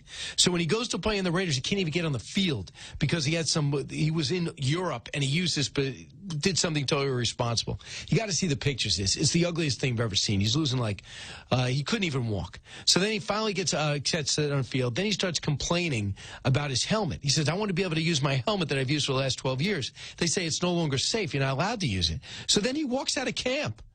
Then he finally comes back. He still can't play. He's finally about to get on the field. And they said, listen, you disappeared. You're going to get fined $54,000. So they publishes on social media the letter from the general manager talking about his fine, and he's complaining about it. This is the best player. So then the general manager confronts him and says, I'm going to suspend you if your attitude doesn't change. He calls him, among other things, a cracker. I guess he's a Maylock. The general manager's a white guy, which he goes, you're suspended. And then he goes and meets with John Gruden. He had met with John Gruden before, and he puts on social media a secret recording of his meeting with John Gruden, which was unbelievably positive. It was a great meeting, and don't you want to be a Raider? We need you out there. You're a great football player. So why you publish that? Can you imagine having a private meeting with a player and he publishes that? The guy's trying to get out. The question is, did he use social media in order to find a way to get off the Raiders? He didn't feel they were good or treating him with respect. Next thing you know, he gets waived. They haven't paid him a dime. You know who signs him? The New England Patriots. The New England Patriots at 30 signed this 31-year-old, often considered the top three, if not the best wide receiver in football, and he joins the defending Super Bowl champ for a guaranteed $14 million one-year deal. So did he win? Yeah, he won. He goes on a better team that has a better chance of winning. The Raiders did everything right, as far as I'm concerned. And the reason why we know it was on Hard Knocks. Hard Knocks does a so-called unscripted reality show of one team every year through training camp. And they saw the whole Antonio Brown saga. Not only that, he was on Dancing with the Stars with the great Geraldo Rivera, who did not win that. Did he win? He did not win that, right? He didn't win Dancing with the Stars? No? Thank you, Eric. No one else paying attention. So we'll see where that goes. So that's some of the drama that unfolded, and we'll talk about throughout the week. A couple other things before we get back to your calls. The new policy with the Democrats is to say the president promised Mexico would pay for the wall. They're going to point out how many times he said it and how it hasn't gotten done, how he hasn't gotten peace with North Korea, and all the things that they find that he has done that they don't think is good. They're going to point out what a bad president is, not what a bad person is. You know why? Because when you point out what you think is being a bad person, people look at it as he's a guy upending Washington. You're used to a traditional leader, and people are just on the take, not people fighting for us. He's fighting for us. So they want to prove that he's not effective. That's a normal campaign. I think that'll be good for the country. Brad Parscale and the president, they got a counter narrative. Meanwhile, WHIO listeners might be listening to us right now. The President of the United States, if you're probably watching, if you're in Ohio, is giving citations to those officers who took down that shooter who killed so many in Dayton, Ohio, a couple of weeks ago. These guys took him out in 30 seconds because he had the courage to run in to a guy with an assault weapon, trying to kill multiple people, and killed 8. Wounded many more. Imagine if he had more than 30 seconds. Matt, listening in Georgia. Hey, Matt. Hello. Hey Matt. Mr. Comey, hello. How are you? Good. You think I'm wrong on Antonio Brown? On what? Oh, I wanted to talk to you about that. You're absolutely dead on. He ruined Pittsburgh. He ruined Oakland. But here's my question to you, and I have one more point, and please opine. It's your show. Do you think Belichick can straighten this guy out? Because he's got a history of doing that somehow. I don't know. He's a great coach. So I'll add something to you. Benjamin Watson, he is going to be tight end on New England's his second stint. He's hurt. He's suspended for using over-the-counter testosterone, prescription testosterone for another injury that he had. So he was on our show today, and I go, "That's your number." I go, Antonio Brown's got number 84. Are you going to give it up? He goes, "Yeah, if they want me to, that's what I am. I'm a team guy. I'll give it up to him." I said, "What if Brown tries to tape one of Belichick's speeches?" He goes, "He won't try." And I said, "Why?" He goes, "Because people go to the Patriots to get paid. They don't go to the Patriots to get paid. They go to win championships." He goes, "The whole attitude, no one will tolerate it. They'll cut him right away." Randy Moss had no problem. Even Josh Gordon, with multiple problems that he's had, behavioral and drug-wise, he got suspended when he stepped over the line. I sense there's something wrong with Antonio Brown mentally. I don't think he's right. I don't think he's capable of acting normal for 17 weeks. I think there's something wrong with him. Nobody doubts his talent and his work ethic, but there's something wrong with him. After watching him over and over again, I don't think Belichick will tolerate it, but he's capable, if anyone's capable of being the Phil Jackson with Dennis Rodman, it's Bill Belichick with Antonio Brown. And the thing with the Patriots showed you this week, they don't need him. But, man, what he would do for that team would be scary. And I don't know what Tom Brady's doing, but he's defying logic. Thanks so much. I also think at one point you got to stand for something. He might be the best player in the league, but how much are you willing to tolerate? Trent listening in Nebraska. Hey, Trent. Hey, Brian. I just wanted to reiterate you got these guys calling in that were in Vietnam, and I understand that, it was a different war back then. I was in OIF back in 2003 to 2005, and most of our guys, all the guys that were in my unit, we all wanted to go over there. There wasn't really any hesitation. We had nobody saying, "Oh, I don't want to go," because we all wanted to go. It was an exciting time for us to get out there and do something. And Vietnam was a completely different time. They didn't want to go. They wanted to stay at home. They didn't want to be part of that war.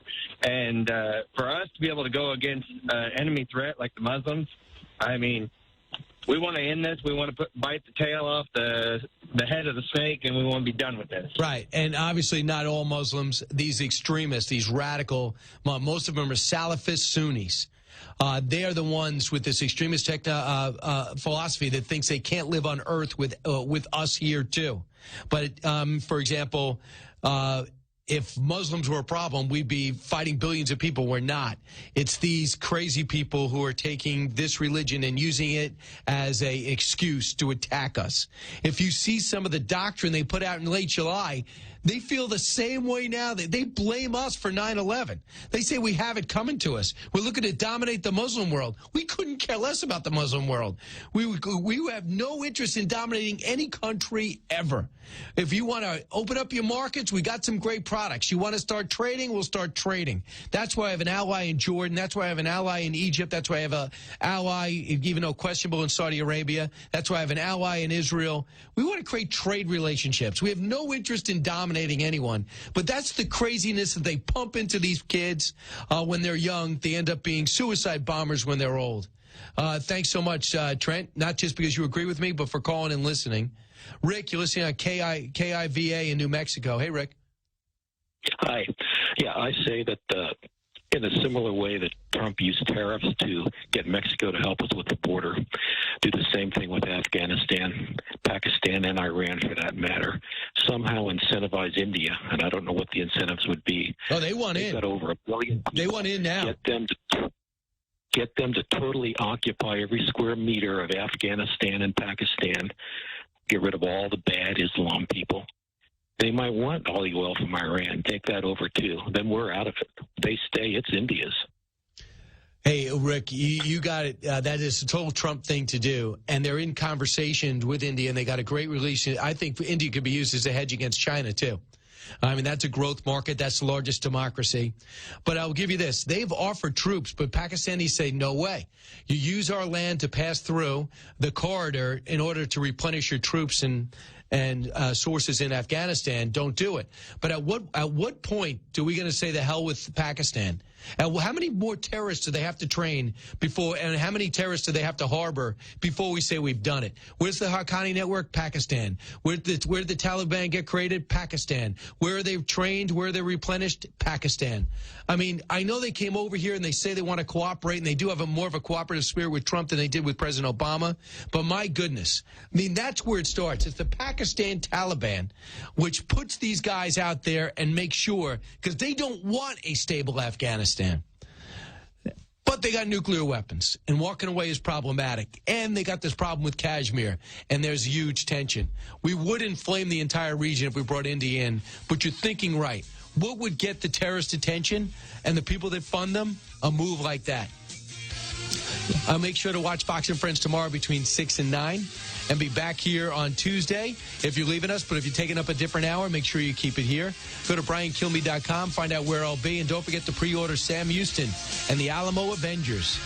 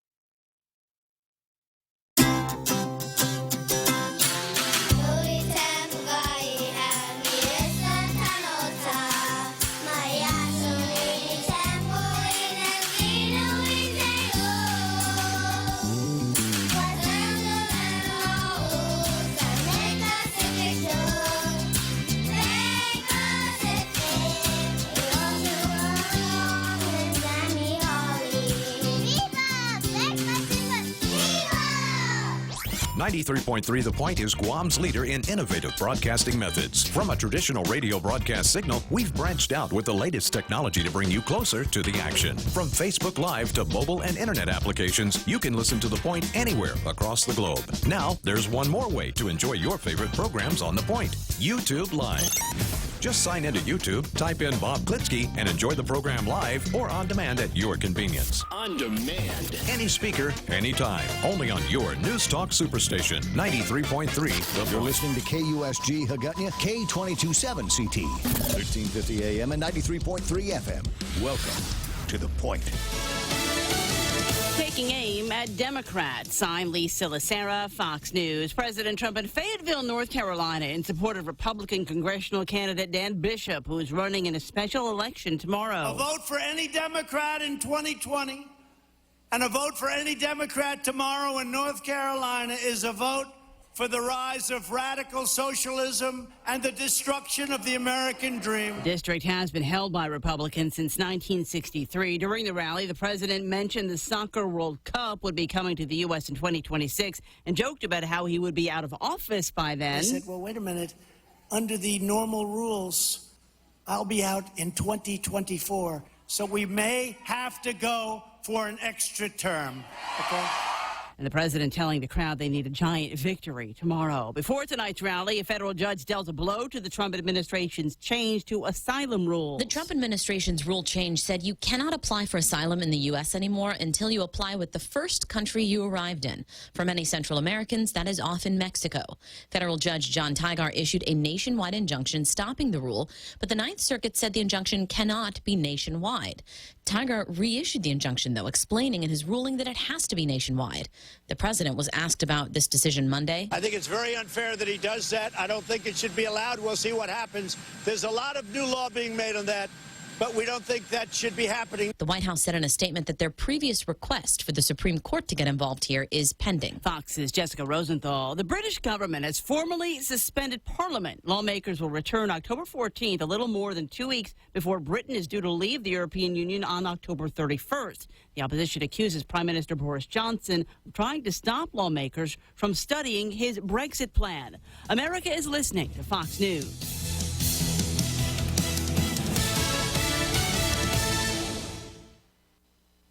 Fox Nation is the place for exclusive content you can't get anywhere else. New opinion shows from Laura Ingraham, Tucker Carlson, and Tommy Lahren you can only get by signing up for Fox Nation. Plus, the real stories behind the headlines. Documentaries on Chappaquiddick, Jimmy Hoffa, and more that you'll only find on Fox Nation. More of the opinion done right you crave? It's on Fox Nation. Documentaries and specials you can't get anywhere else? They're on Fox Nation. So go to foxnation.com today and sign up now for Fox Nation. Opinion done right now.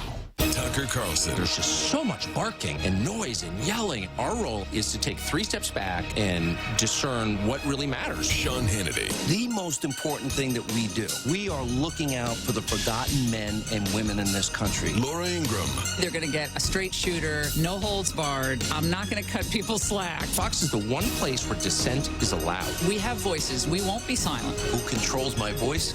Nobody. Fox News Channel. Real news, real honest opinion.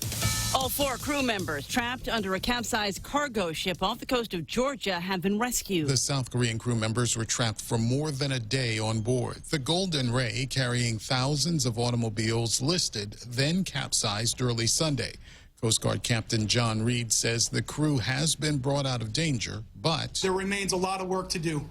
Threats to the environment, hazards to people, and to the economy through the Port of Brunswick are continue to be addressed. A cause has so far not been determined. The Golden Ray is believed to have capsized after another ship passed it, but it's not known if that contributed to the accident. Gernal Scott, Fox News. The head of the National Weather Service defending forecasters who contradicted President Trump's claim that Hurricane Dorian posed a threat to Alabama. Director Louis Ussolini told a convention forecasters in Birmingham did the right thing when trying to combat public panic. The trial of a Chinese national charged with lying to the Secret Service and trespassing at President Trump's Florida club has begun in an unusual fashion. Yujin Zhang showed up to court in prison garb instead of regular clothes, claiming she was not provided any underwear. Zhang, who was representing herself, irritated the judge when she said she didn't know why she was there and that she wasn't prepared because she thought the trial was canceled. Prosecutors say Zhang lied her way into Mar-a-Lago on March 30th, telling a Secret Service agent she wanted to use the pool. Agents say the 33-year-old was carrying a computer, cell phones, and other electronics when they detained her. President Trump stayed at Mar-a-Lago that weekend, but was at his nearby golf club at the time. Steve Rappaport, Fox News. Bruce Springsteen and Jon Stewart again headlining the Stand Up for Heroes fundraiser in New York City to benefit injured veterans and their families. The concert will be held November 4th at the theater at Madison Square Garden. I'm Lee Silasera, and this is Fox News.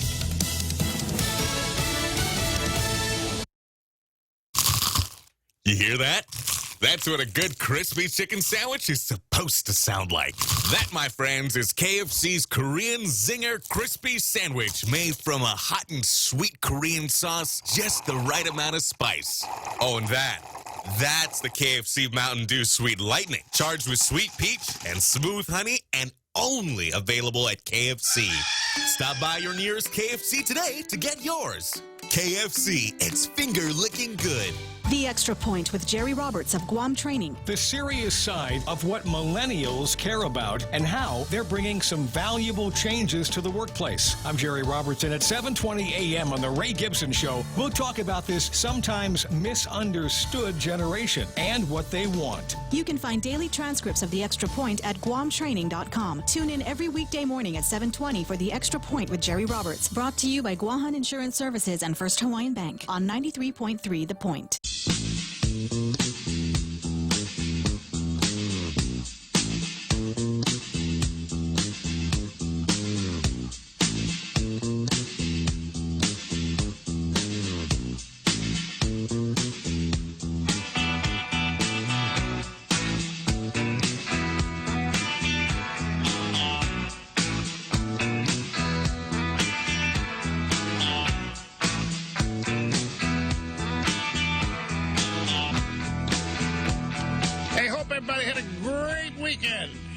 And I hope everybody's revved and ready for the big broadcast week coming up, because we are revved and ready here. Firmly ensconced behind this.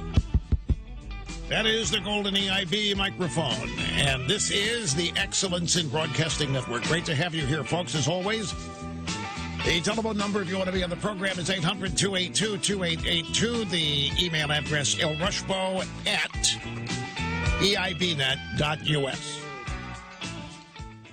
So the NFL season kicked off yesterday and actually throughout the weekend. Let me just give you the quick Cliff Notes version of all this. Antonio Brown orchestrated and planned everything that happened that involved him ending up in New England from Oakland. I think it's going to work out. I think he'll tone it down and be a model employee for a while. I don't think he's going to be able to pull it off for the whole season. I have never seen a more docile Pittsburgh Steelers football team than last night.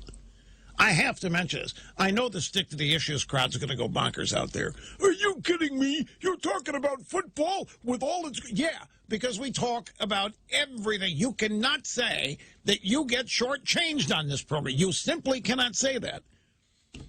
We covered the gamut here. The wide P3 gamut of every issue and episode that is relevant. If I don't talk about it, it's not worth you knowing about it. That's all you need to know. Really, I've never seen a more docile football team. I think the NFL season's over. I think the Patriots have won the Super Bowl. It's just a matter of playing out the string. Those guys are so good. Let me tell you something. I don't know if you caught this last night, but I talked to a lot of people. The Patriots, during the preseason, they travel and practice against other teams. And Tom Brady mentioned that when he goes up against his own defense, it's tough. You're not completing as many passes, and he's thinking, man, we're not good this year. Something's wrong with our offense. They go up and play other teams, and they would just stripe them. And they concluded, Brady and the offense of the Patriots concluded, our defense is damn good, and it is. Particularly their secondary. Shame what's happening in Miami, tanking on purpose for one draft choice, a quarterback.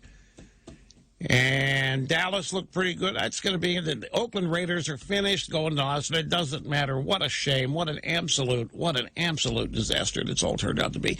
If you have any more questions, I'm just giving the Cliff Notes version. There's a lot more to this. And particularly, I've had a lot of people, because I am America's adult. Forget America's anchorman. I'm now America's adult. I established this last week. I've decided to claim the moniker. And in regards, I've had a lot of people ask me, the Antonio Brown situation with the Raiders. Here's a guy who has violated every rule. He has ignored every wish or demand by his bosses. He's done everything the opposite way you tell your kids, and he's been rewarded for it. He has gotten what he wants, and he's gotten more money, to the point that one of the guys in the CBS pregame show yesterday, Nate Burleson, called him a genius. To which Bill Cowher, the former coach of the Steelers, had an eruption disagreeing with that, which explains why Cowher is on a TV set and not on an NFL sideline. He would not put up with Antonio Brown. But it is Sternly came in today. He said, if you have kids, what do you teach them? This guy has just thumbed his nose at everything people are told you have to respect, particularly in a team-based enterprise where nobody's bigger than the team. So what do you tell people? I said, you know what? One of the biggest, I don't want to call it casualty, but one of the biggest challenges we're going to have, none of this would have been possible for Antonio Brown without social media. And social media is already a problem. It's a problem for culture. It's a problem for morality. And here is a guy who has used it to his advantage in thumbing his nose at everything. And the Raiders could have kept him on the sideline this year, not playing for anybody and not getting any money. They could have done that. They should have done that. It's called the 5-day letter. But they didn't pull the trigger on it. They didn't even get anything in value. They gave up 2 draft choices to get him from the Steelers. He's ending up now with the Raiders, and everybody said he gave up $11 million. Don't believe that either. He was guaranteed $30 million with the Raiders. He goes to the Patriots for $10 million, 9 of it guaranteed. Oh my gosh, Rush, he's sitting there, he gave up 11. No, he didn't. We just don't know how he's going to get that other 11, but he's going to get it somewhere. Maybe outside the game with endorsements, who knows? Yeah, there will be endorsements. You watch. And it's going to confound people who think, the bad actors are getting all the wins. The bad actors are getting all the rewards. And it is. It is a challenge, and specifically calls for expertise provided by me, America's adult. Now the Republican Party. We have 3. Is it two or three Republicans who have announced they're going to run? It's 3. Okay, it's Mark Sanford. And hang on a minute. Mark Sanford, the guy that told Obama that he was a liar when he was in the House, and Obama's making some speech, and this guy said, "You lie." What's this guy's name? Joe something or other? Joe Green, Joe Brown. But anyway, and there's one other. And Mark Sanford is a former governor of North Carolina, former member of Congress. This is the guy who gave it all up for a woman in South America. This guy got caught up in an affair of the heart. He lost all perspective, proving one of my oft-stated, undeniable truths of life.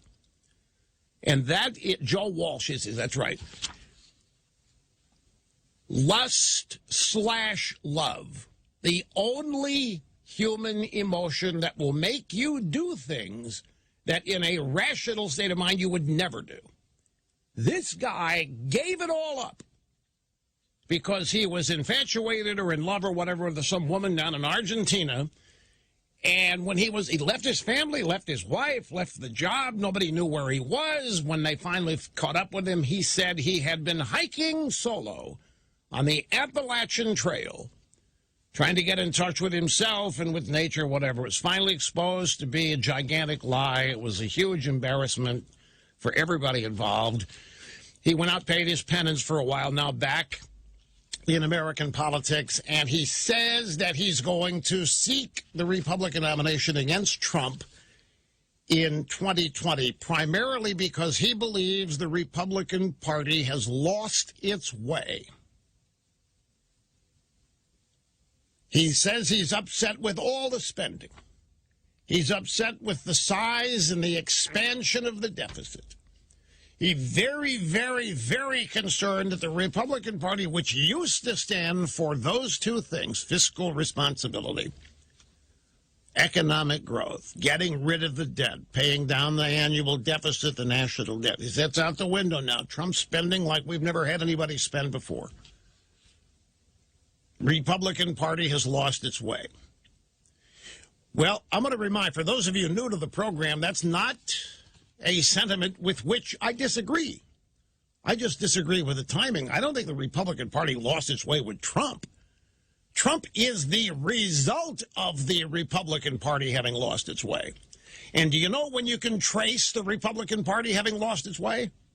Where do you think, if you were playing Jeopardy right now and the big $25,000 prize hinged on you answering this question correctly, when did the Republican Party, the modern era, lose its way? Exactly right, in the post-Reagan era. And why did the Republican Party lose its way? No, because they abandoned conservatism. They abandoned conservatism and pretended to be conservative and dibbled at it and dabbled at it. They talked about it, but they never implemented, or rarely. They promised to during campaigns, but once they got elected, there wasn't any. And it fooled people for a while. But that's when you trace the Republican Party having lost its way. And it's been frustrating. Ronald Reagan shows the way, straight down the middle conservatism. Won 2 landslide elections in 1980 and 1984. Proved a whole bunch of conservative theory that you can cut taxes and double the size of government. You create revenue that Washington would otherwise never get by cutting taxes. That you can create new jobs and lower the deficit and lower inflation by cutting taxes. 8 years of it. Well, 6. It took a couple of years to get the tax cut passed and then another 18 months for it to kick in after it was implemented. But all during this time, the Washington establishment, including both Republicans and Democrats, did not like Reagan because they didn't like conservatism. They don't like anything that de-emphasizes the role of government on a day-to-day basis, and they don't like anything that de-emphasizes or shrinks the size of government. So they pretended to love Reagan, and they all wanted to be in the spotlight, but privately they were plotting how to take control of the party once Reagan's 2 terms were over and get it back on track to where it was the Harlem Globetrotters. Well, the Republican Party was the Washington Generals to the Democrat Party's Harlem Globetrotters. That's when Washington functions, when the Republicans know their place, and that is as losers in the minority party. That's when Washington functions. That's when the media is happy. That's when everybody's happy. But when that goes astray, that's when the left loses it, and that's what we're in now. We were in it during the 80s with Reagan. The Washington, D.C. order was upset. I'm not kidding, and I'm not exaggerating. Washington, D.C. functions in peace and tranquility when the Republicans know their place. And that is as a minority that occasionally wins the White House, but still does not try to dismantle any aspect of the Washington establishment. Instead, Republicans and Democrats work together to maintain it, maybe even grow it. You saw what happened when the Republicans won the House for the first time in 40 years in the 1994 elections. The Washington insiders went bonkers. The media went nuts. Newt Gingrich got the Ronald Reagan treatment that Donald Trump is now getting. If you want peace, and I'm going to expand on this as the program unfolds, because, folks, I'm sensing some wavering out there among you deplorables.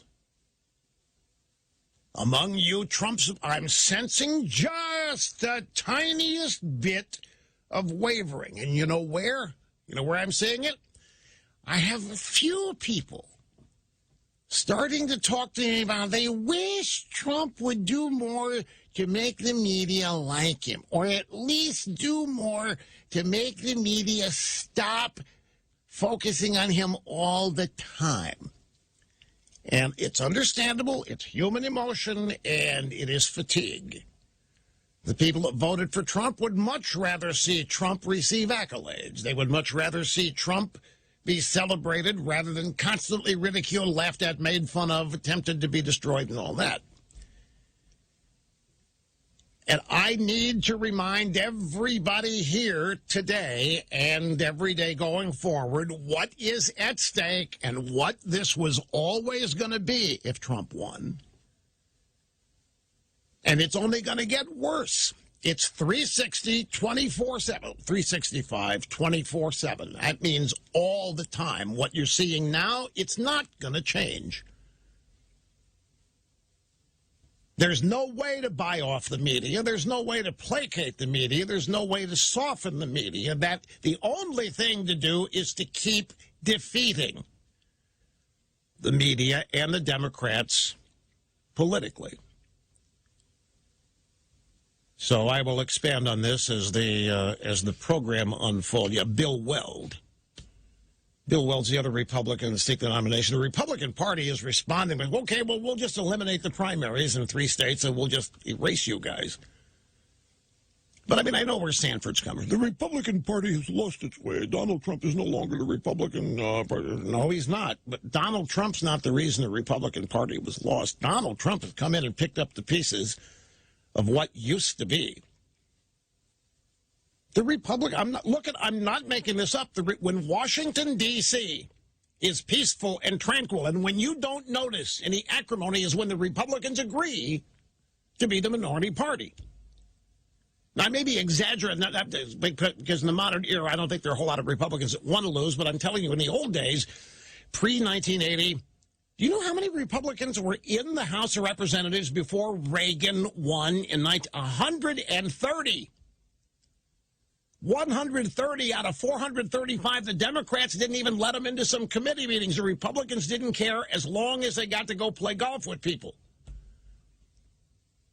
It was their role to be a permanent minority since the days of FDR. Reagan blew all of that up by becoming a winner and bringing a lot of Republicans along and having the Republican Party finally be defined as it should be, the party of conservatism. But all the while, the establishment Republicans were doing what they could to undermine that after the end of Reagan's second term, and they did. But the American people that voted for Reagan, 2 landslide victories, didn't want the Republican Party to go back to permanent minority status, even if that's what it meant for there to appear to be peace and tranquility in Washington and in the media. Brief time out, my friends. We're off to a rocking start. We will continue right after. Rated the #1 talk radio personality of all time, Rush Limbaugh, on the EIB network.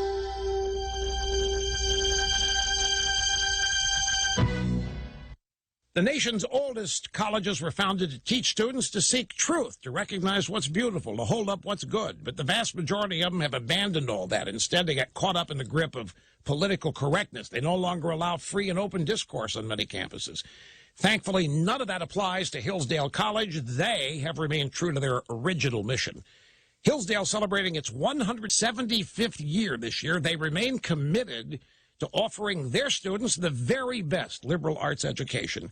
They go beyond their campus boundaries to fulfill their mission of educating as many Americans as possible on the value of our liberties. And that includes free online courses, the publication of a free speech digest, Imprimis.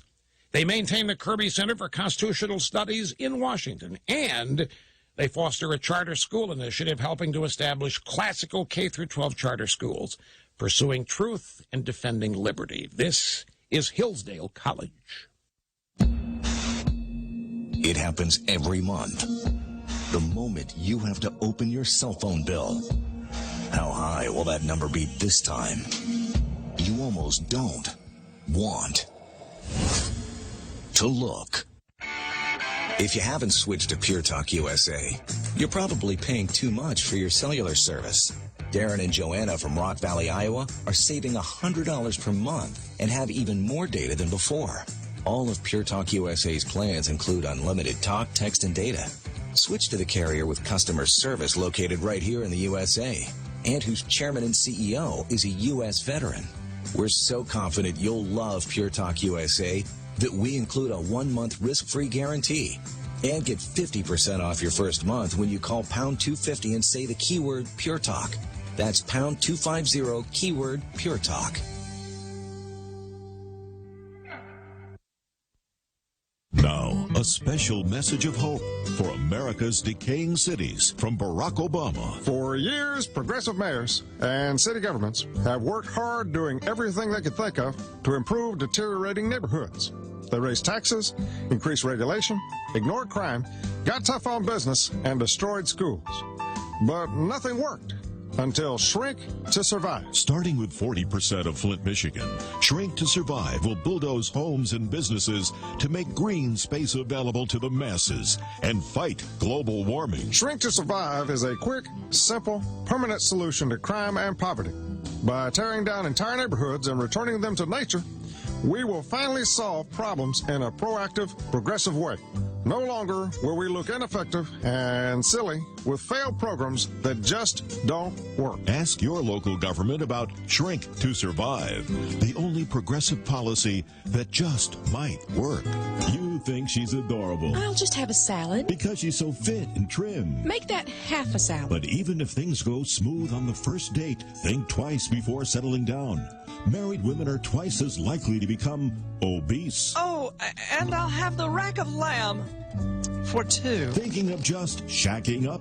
Women are still 63% more likely to bulk up when they cohabitate with the opposite sex. And I'd like some fries on the side and some onion rings. Feminist research originally believed the phenomenon to be an allergic reaction to men. But at Obesity Today, we went undercover to find the root cause of post-commitment bloating. It's so hard to decide on just one dessert. And why you should drop her after the first date. Don't let this happen to you. Read To Have and To Hold on those love handles in Obesity Today. We'll just split the turtle cheesecake, the cream brulee, and the double death by chocolate. A la mode.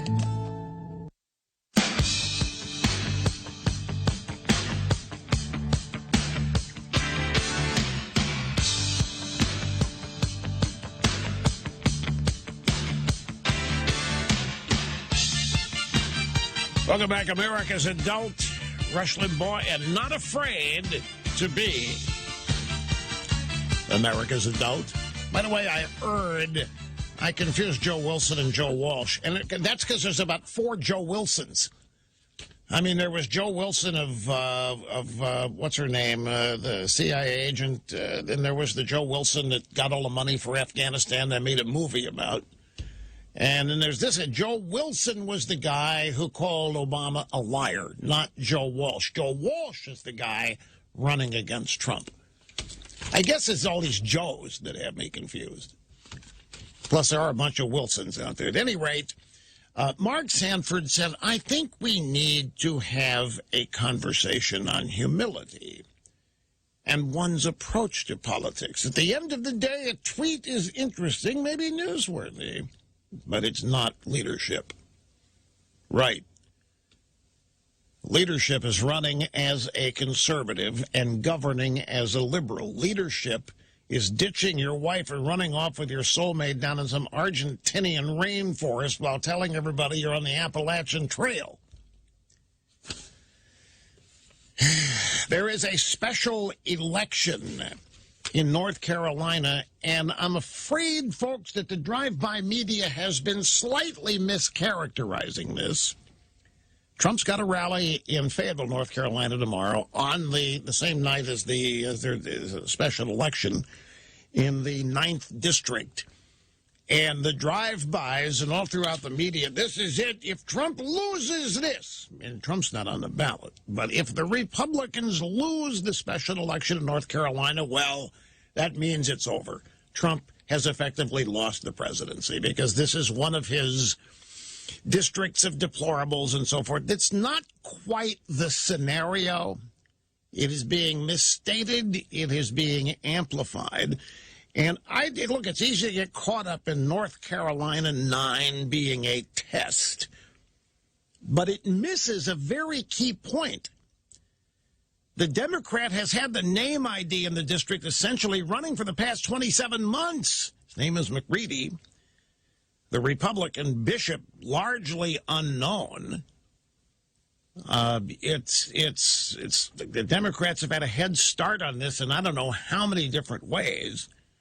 It's not it's not a seat that's guaranteed to go to the Republicans simply because of the way things have been the past few months. Back here in just a second.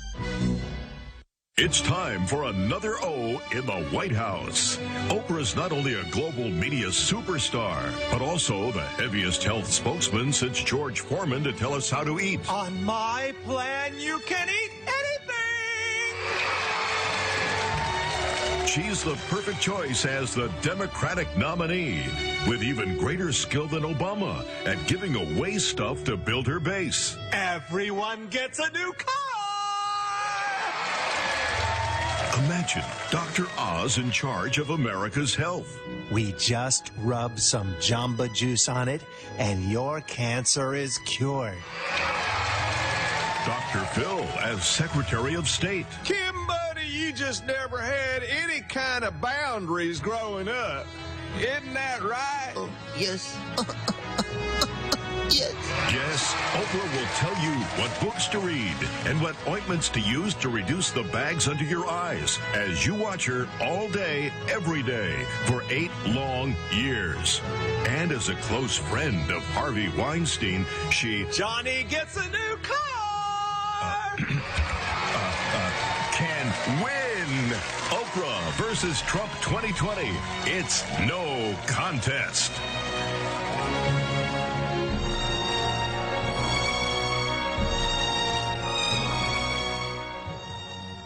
Now, an urgent Homeland Security update for the youth of America from President Barack Obama. Boys and girls, your family members could be right-wing extremists. Your mom, your dad, even your brothers or sisters. Does your daddy get angry when he sees his tax bill? Does your mom listen to that Rush Limbaugh from noon to 3?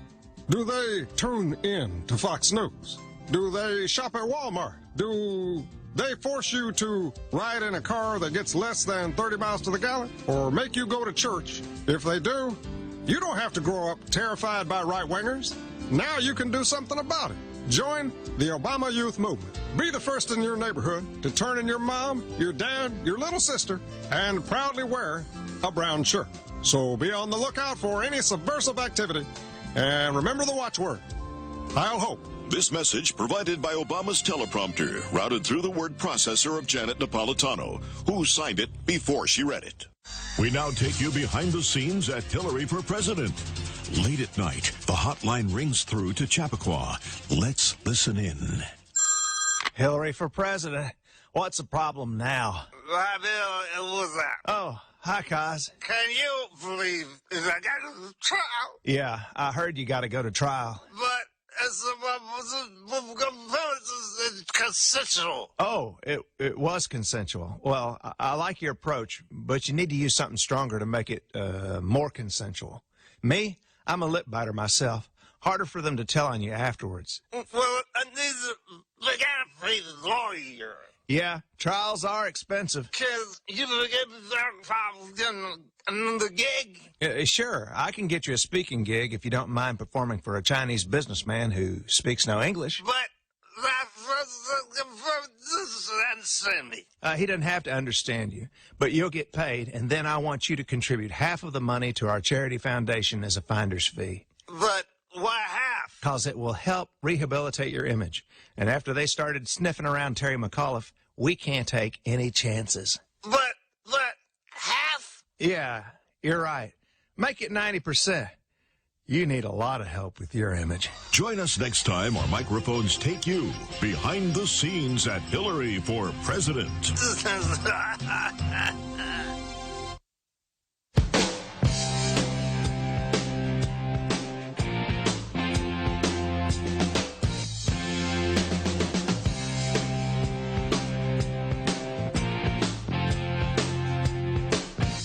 Hi, welcome back. Rush Limbaugh here on the cutting edge of societal evolution. We got a Democrat debate on Thursday. It looks to me like, no matter where you look in the polling data, that Joe Biden has a commanding lead. If you had to say today, based on the way things are today, polling data, everything else, you'd have to say Biden is the nominee. You'd have to say he's going to get it. Now, Pocahontas is sneaking up out there. And a lot of people think that she's playing it right. She's sneaking up slowly but surely, staking out positions that are different from Biden's in a way that makes her more palatable. But for some reason, Biden, no matter the gaffe, no matter the lack of showing up, no matter, I mean, look at, folks, he's stumbling with his mouth. He is got no energy. It is the Hillary Clinton campaign redone. And yet, you go to Real Clear Politics and their average of polls, and he's still far and away, even after saying that they may not even participate in the Hawkeye because they don't even need to win there in order to win the nomination. The Hawkeye are the first things to happen. Now, before you get to the New Hampshire primary. And if Biden is the nominee, then it's clear to me, if this is what the Democrat establishment wants, because they are looking at electability, and I'm telling you, there are some people on the Democrat side that are looking at this field, and they know they have no prayer of beating Trump if they get the Kamala Harris, Mayor Pete, Beto O'Rourke, Bernie Sanders. None of these people have a chance in the Democrats' frame of mind. But they've got their wacko lunatic base that they've got to placate somehow. They've got to keep those people on board. That's why Jerry Nadler's ratcheting up impeachment in the House, is to keep feeding this Democrat base the steady diet of Trump hatred and radical socialism they demand. But the fact that Biden is still leading in all of these primary polls indicates that Democrat voters don't want any of these radical leftists. So, but that doesn't mean the radical leftists are going away. I think what's going to happen, if things don't change, and everything will, by the way, if things don't change, Plugs are going to get the nomination, and they're going to have dreams of Plugs becoming president, at which point they'll put him in formaldehyde. He'll be president in name only, and the radical leftists will actually assume his presidency. And it won't be that hard to do because he may not know where he is from day to day. But I really do think that that's going to be the plan if they're not able to dislodge him, that they'll get behind him on the pretext that they can take over his presidency once he gets elected, if he does. And I think there's some of them that are going to conclude he's the only person that has a chance of beating Trump because of what they think are mainstream Democrat voters. I think they're whistling Dixie. Let me rephrase that. I think they're fooling themselves on all of this. I'm sharing with you the way Democrats are looking at this, not the way I'm looking at the Democrats. I think they're frustrated beyond our ability to measure it. I think they are beside themselves because their wish list would have somebody like Warren or Kamala Harris or one of these radical leftists win it going away. But none of them are. None of them are showing up in any way other than Warren that gives the radical leftists any kind of confidence. But it all boils down to beating Trump, and it comes down to traditional Washington, D.C. political consultants who still believe in this idea that elections are won by getting most of the 20% undecided or the moderates or the whatever you want, independents, whatever you want to call them. And that's where I think that's not the case in this election. And I don't know how many recent elections it has been the case. But we'll have to see how it all shakes out. As back to this Republican special election tomorrow. As I say, it's easy to get caught up. This is North Carolina 09. That's the district. And the drive-bys will say, well, this is it. If Trump loses this, if the Republicans lose this, that's the surest sign that Trump is damaged and can't win re-election. And that's how they're setting this up. So that no matter what the outcome is tomorrow night, this election is going to be the beginning of the death knell for Donald Trump, like Robert Mueller was, and like Russia collusion was, and like Kavanaugh was, like all these other hoaxes have been. This is the next one that they're going to try to utilize as the indication, the signal that it's over for Donald Trump. But I don't know how big a test it is. You know, politics is name recognition. This guy running on the Democrat side, McCready, has had the name ID in this district. He's been running for 27 months. He's been running for this seat for over 2 years. The Republican candidate, Bishop, is largely unknown. And whoever wins has to immediately start running again, since the next election is just over a year away. So it's a special election in the middle of the term. And it's really hard to extrapolate special election turnout into election year turnout. Trump's in Fayetteville tonight. I'm sorry, did I say tomorrow? He's in Fayetteville tonight, which would indicate that Trump thinks that this is important, is in there to try to sway thinking, which will happen. But McCready's been running since 2017. He said last week that he has used his 27 months on the trail to try to appeal to voters across the spectrum, not just Democrats. You see, the dirty little secret is that these Democrats, they can't win with their base. It's the exact opposite of what, I can't tell you, starting in 2012 and then in 2016, there's a parade of Republican candidates that troop through here. They come in to kiss the ring, as you can well imagine. They come in to say hello, and Snerdley greets them and seats them out there in the very, very impressive living room area. And then I walk in and greet them. And to a person, to a man who's come, Rush, we can't win with our base alone. We're going to have to find a way to peel off some Democrats, and we're going to have to find a way to peel off some of those independents. I said, why can't we win with our base? We don't have enough of them, Rush. If we get all of our base, we can't win. Democrats have flooded the country with a bunch of illegal immigrants and all this and that. That's, well, okay, that aspect of it makes sense. But then Trump comes along and wins with his base. Yeah, but Rush, Trump wasn't running as a Republican. Yes, he was. The Trump base. You know what's amazing to me? You go to the Sunday shows yesterday. Meet the Press. Who do they bring on to explain the Trump voter? Who was the guest on Meet the Press yesterday? Jonah Goldberg. Who did CNN? He doesn't know about Trump. He's a never-Trumper. He doesn't know about Trump. I maintain that nobody outside of the Trump aura has any idea why Trump was elected and who his voters are. They've spent the past 2.5 years making fun of these people, mocking them, ridiculing them. And you go to CNN, David Frum is then the expert to explain the Trump voter. So you've got never-Trumpers on the drive-by networks on the Sunday shows trying to explain the Trump